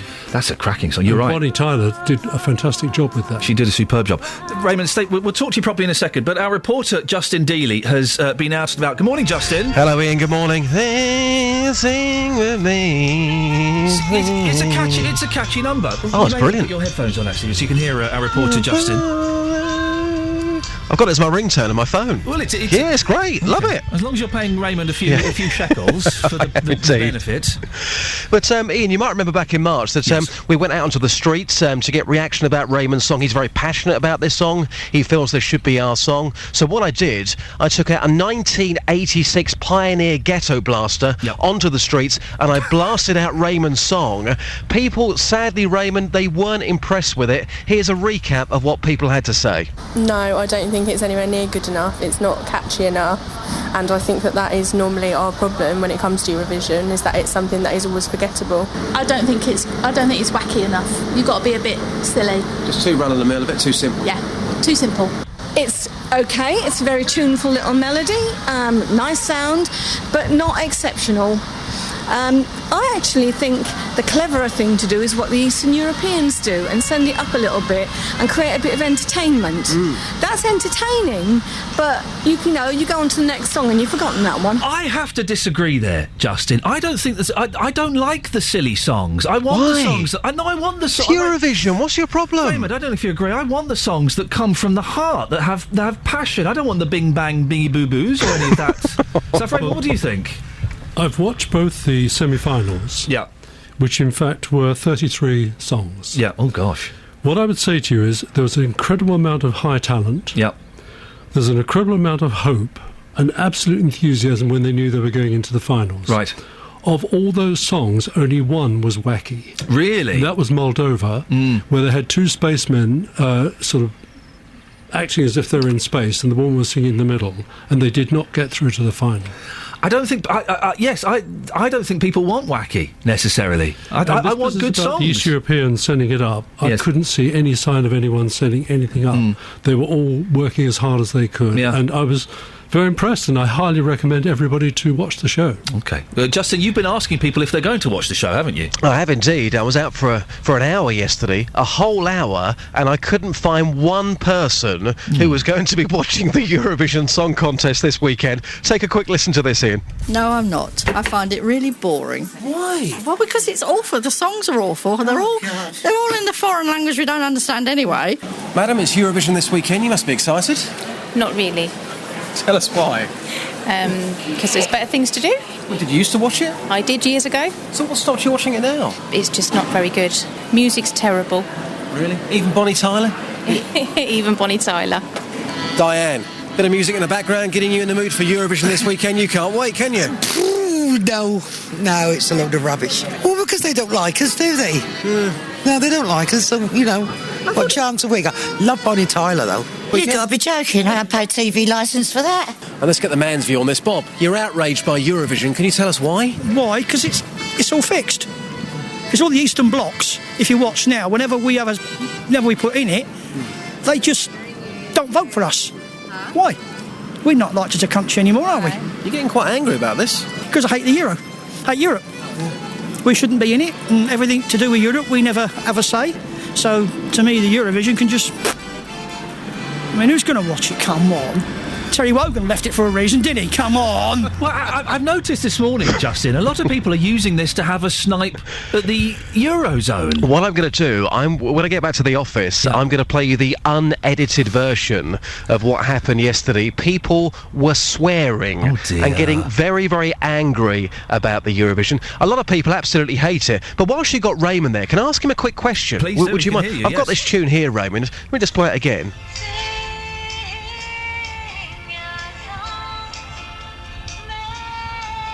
You see, the problem is, Raymond, I've got this on my ringtone. I've been going... What are the actual words? I've been humming it for the last 2 months. Can you tell me the words? Well, the concept is that the girl is singing to the audience, saying, I'm here to sing my songs for you. Let's make the party go. Well, I'm in the light. It's all a dream. It's fantastic. Join with me. And the original inspiration was something like a Robbie Williams concert where he does involve members of the audience. And interestingly, Malta picked up on one of my ideas at the semi-final. They had the words of their song actually projected on the screen behind them. This was my idea. And is that to encourage people to join in and sing, and be part of it? They got through to the final. Justin, I appreciate that. Thank you. Excellent work. Can I have one word with Justin? Oh, of course you can. Sorry, Justin. Hello, Raymond. The last man who you spoke to when I came along previously actually said my song sounded like the songs that tended to win and it should be entered. Oh, I'll tell you what, here's a challenge for you. You name me a better Eurovision song than Teaching Ding a Dong. Oh, that was awful. Yeah, no, that was the best one ever. That was awful. Justin, I'm going to let you go. Don't give him too much space, Raymond, otherwise we'll never get rid of him, for goodness sakes. Who are your favourites this year? Well, I've heard all the songs now, and I must say Denmark and the Netherlands are very good. There's a lot of very passionate songs with beautiful women singing it, and I'm afraid the Eurovision is 3 S's. The singer, the song, and the scenario. Okay, you could probably add a 4th S there, but I won't say what that is. Oh, right, okay. But all I'd like to say to you is I must encourage everyone listening to do watch the show. The talent is superb. It's all done very well. One of the tasks I'm going to do is I'm going to analyse and see if there is any actual evidence of block voting. Well, this is the theory, isn't it? That people vote for their favourite countries to keep in with... It's all about politics, not about the song. Well, from what I recall of 2012, the only block voting I can remember, without actually looking at the figures, was the Scandinavian countries. They all voted for each other. But as someone said, if block voting was endemic, you'd always have the same result, which we don't. Lynn is in Hazelmere. Good morning, Lynn. Good morning. Are you a fan of the Eurovision? Oh, no. Dreadful thing. Why? Oh, it's so bone-crunchingly boring. We dredge up the most awful, dreadful people to sing for us in this country. No, I'm going to stop you there, Lynn. I'm going to stop you there. Bonnie Tyler. Oh, I was lost in France. She's a legend. She might be, but she's not, really, a legend. There's so much talent in this country. We're oozing with it, and what do we do? Raymond, Engelbert Humperdinck and oh, for goodness Raymond, do you agree? I have had a few people say this morning that it shouldn't be old celebrities, it should be new, fresh talent. What do you think, Raymond? Well, the answer is yes, new fresh talent is good, but if most of the people that you saw in the semi-finals you've not heard of before in England, but in their own countries they're quite strong and they're pushing them forward. The key thing about Eurovision is the big UK names just have not ever participated. The Beatles, Rolling Stone, Adele, where are they? Robbie Williams. Cliff Richard, I guess, was... Cliff Richard was good. Why are you laughing? What, sorry, Lynn, are you being tickled? Why are you laughing? No, I'm sorry. It's just so ridiculous, isn't it, really, the concept of it all now. You watch the show and you look at the level of talent and commitment, and it's fantastic. Well, you compare that as well to Britain's Got Talent, that kind of guff, where any old idiot with a dog can get on. Lynn, you heard Raymond's song earlier on. What did you think? Would that be good enough to get us in the top five? So. No, not really. Why I'm not? Sorry, it just isn't. Okay. Sorry. Well, that's Lynn. I appreciate your call. That's one of the things of being an artist, isn't it? Is you are exposing yourself to criticism from the public. Where do you think Bonnie Tyler's going to come, Raymond? Right. Well, the key issue is, are they in the left half of the screen or the right half of the screen? I'm sure Bonnie will come in the left half of the screen. And let's hope so. Yep. She's a great talent. She's got total commitment to it. Let's be 100% behind her. The song is good. I think she's up against a hell of a lot of good talent as well. And when she was interviewed the other evening, she said, "My God, I didn't realise there was so much talent." And I think all of us should top acknowledge five. that. Can we get a top five? Will she be in there, do you think? I hope so. Can I just say, Graham Norton has transformed the actual watching of the show, and I urge you to give him a chance. Watch the show and enjoy yourself. Do you know what? You've sold it to me. I'm probably won't watch all of it because having two young boys, I'm asleep by 9 o'clock. But I'm going to have some of it. You're going to watch it for us this weekend, and we're going to speak to you on Monday, I believe. Oh, well, that'll be nice. We're going to have a party at home looking at it. So, how many people are coming round? Well, I don't know. Probably about 10 people. Fantastic, Raymond. Lovely to see you. Best of enjoy the weekend, and best of luck with your songwriting skills. It's always nice to have local talent on. That's Raymond Marks. Travel news for beds, cards and bugs. BBC Three Counties Radio.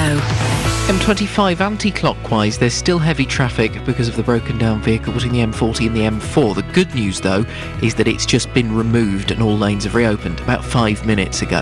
The A1 still slow as you come to the Black Cat roundabout. Delays in Hertford this morning on the A414, the Hartingford-Brew Road eastbound from Cross Lane through to 4 Street. And the A414 in London Coney is queuing between Shenley Lane and the A1081 at the London Coney roundabout. Hatfield Road in St Albans busy, but it is moving once you get to the roundabout with Catherine Street and St Peter's Street.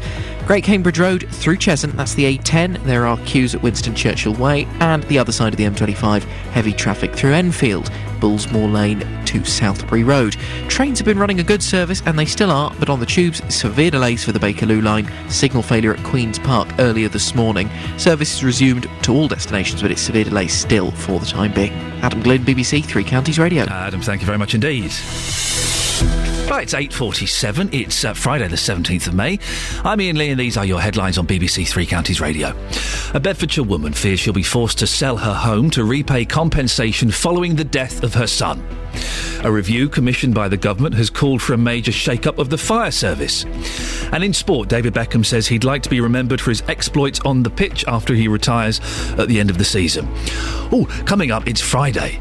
We've got some live music in the studio, and I've kind of broken a rule a little bit. Normally, we only let a band come in once, and then that's it. They're on the scrap heap of memories. But, well, this band have been in before, and they were so good that we thought we'd get them back in again. Before that, though, let's go and get the latest weather with the Eurovision-loving Elizabeth Rossini. Beds, Herts and Bucks weather. BBC Three Counties Radio. Hello, good morning. No, you're mistaking me for somebody that actually likes Eurovision. I do apologise, Elizabeth. You've seen the sword. I'm not a big fan. No, what do you mean I've seen the sword? What's happening in the sky? Well, it's quite cloudy. It'll stay cloudy for the rest of the day too. We've got some brightness at the moment over parts of Buckinghamshire.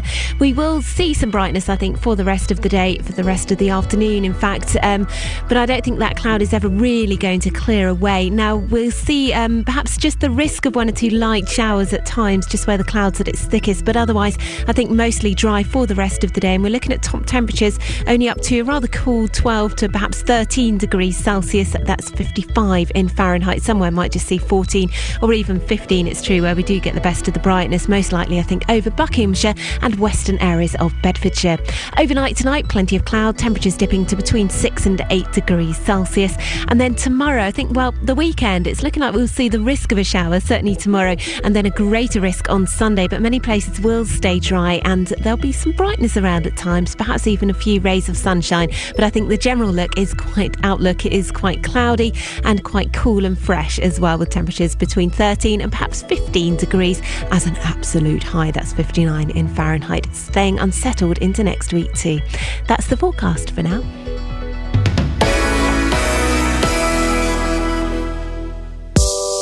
Tackling your consumer problems. Sylvie wasn't happy with the quality of her telephone line. Kate's having problems with her leaky garage roof. The JVS Show. 5 times they've not turned up for the appointment. I've still got the leak, which is obviously getting worse. Fighting for your rights. I went to speak to your telephone company and I said, look, what on earth is going on? The JVS Show. Have they managed to fix the problem with the internet? Yeah, it's fantastic. Absolutely wonderful. Really, it would not have happened without your intervention. If you have a consumer problem, we can do the same for you. It took one phone call from yourselves, whereas I've been trying for over 6 months. The JVS Show. Weekday mornings from 9 on BBC Three Counties Radio.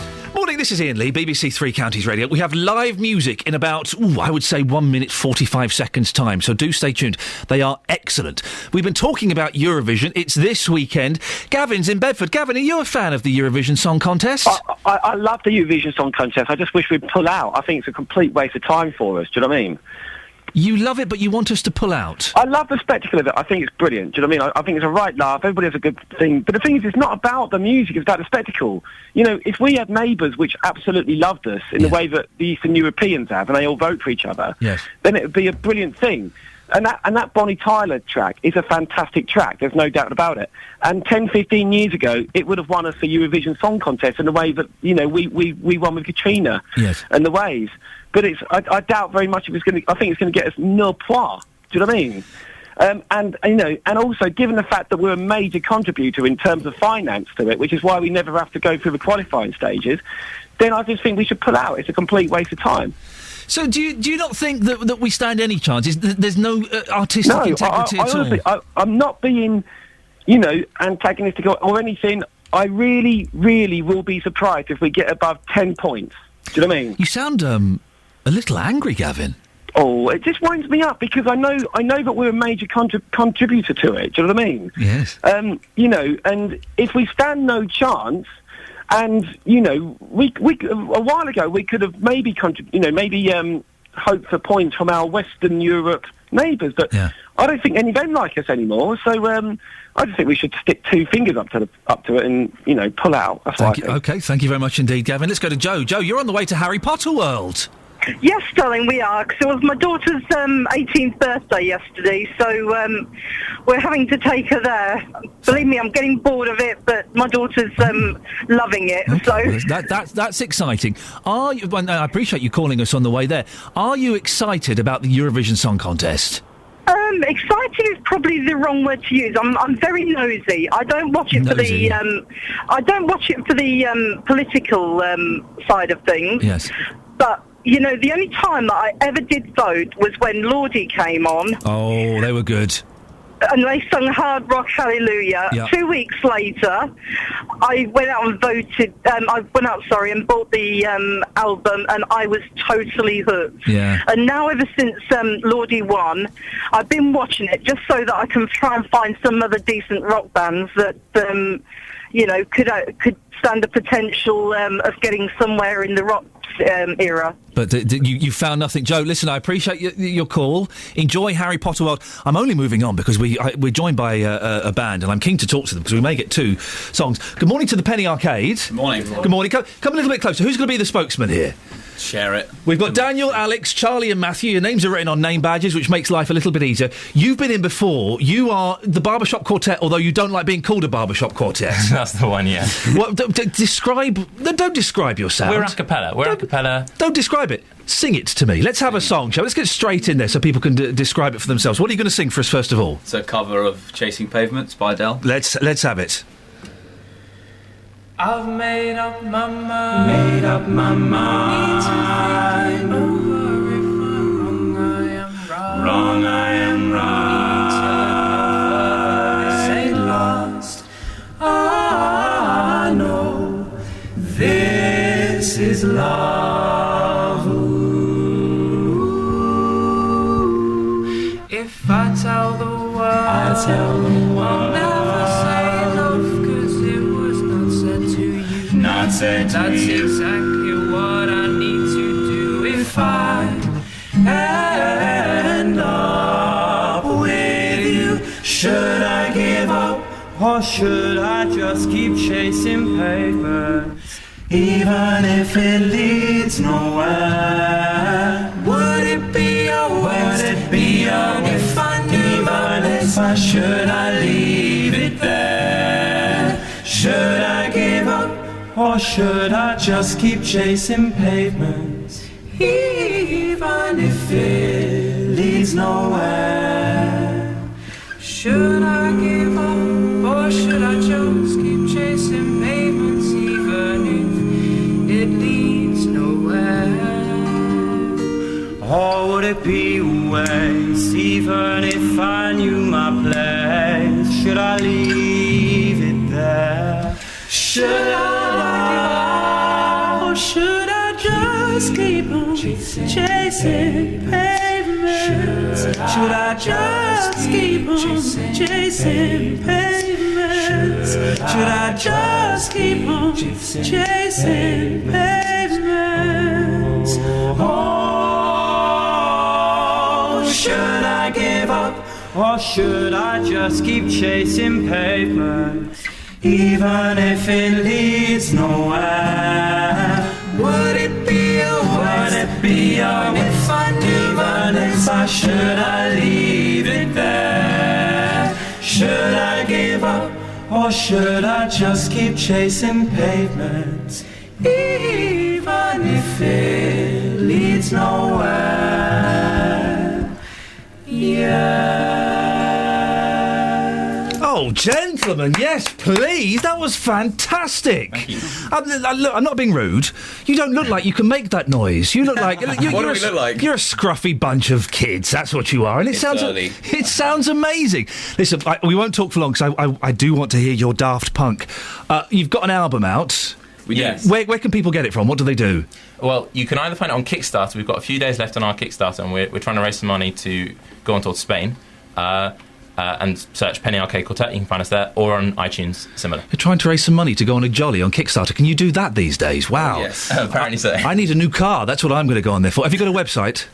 We're on Facebook and Twitter and things like that. Okay, listen, I'm going to shut up because we're running out of time. I do want to hear your Daft Punk. If I fade you off early to go to the travel, don't be offended, but let's have it. Away you go, chaps.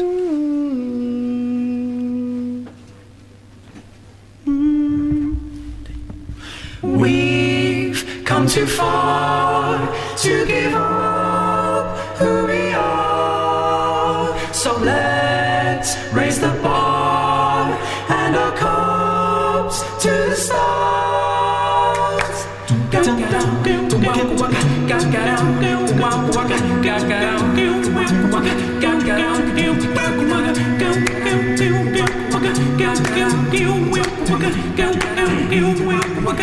Like the legend of the Phoenix, all ends with beginnings.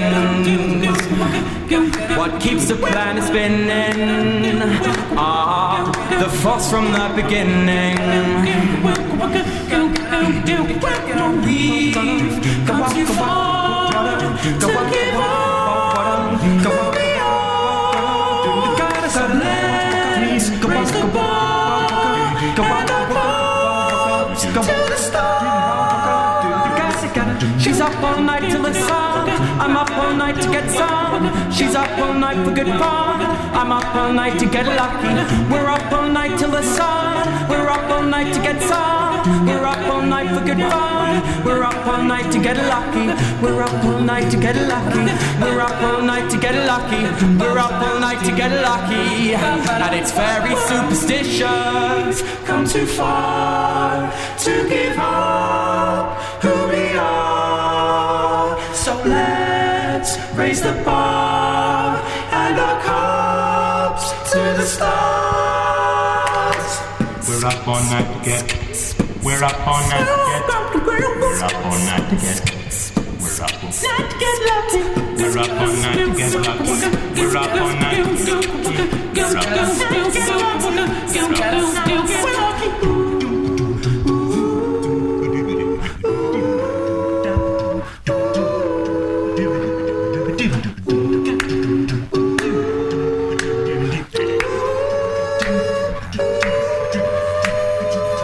hate to have to fade you down, chaps. You carry on. We're going to go to the travel, to the Penny Arcade Quartet. Adam, away you go. We're up all night together. In Roxton, we've got queues.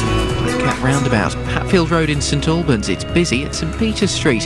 The A414 in Hertford, the Hartingfordbury Road. That's slow between Cross Lane and 4th Street. And again in London Coney, you get A414 delays coming toward the London Coney roundabout. Cheshunt, Great Cambridge Road southbound. A121 Winston Churchill Way Junction, we've got a queue building there. And in Enfield, heavy traffic on the A10 between Bullsmore Lane and Southbury Road, plus the M25 anti-clockwise still slow with that broken down vehicle earlier, M40 to M4. Bakerloo Line Tube, severe delays, signal failure at Queen's Park. Adam Glynn, BBC Three Counties Radio. Thank you, Adam, and thank you to the Penny Arcade Quartet. That was awesome. Thanks, man. It was a criminal offence for me to fade it down at the very, very end, but it was wonderful. Thank you. I'm back on Monday at 6. JBS is up next. Have a nice weekend. Ta-ta. On FM, AM, online and digital radio. This is BBC Three Counties Radio. Thank you, Ian. Good morning. Welcome to the JBS show. I'm Jonathan Vernon Smith. And on this morning...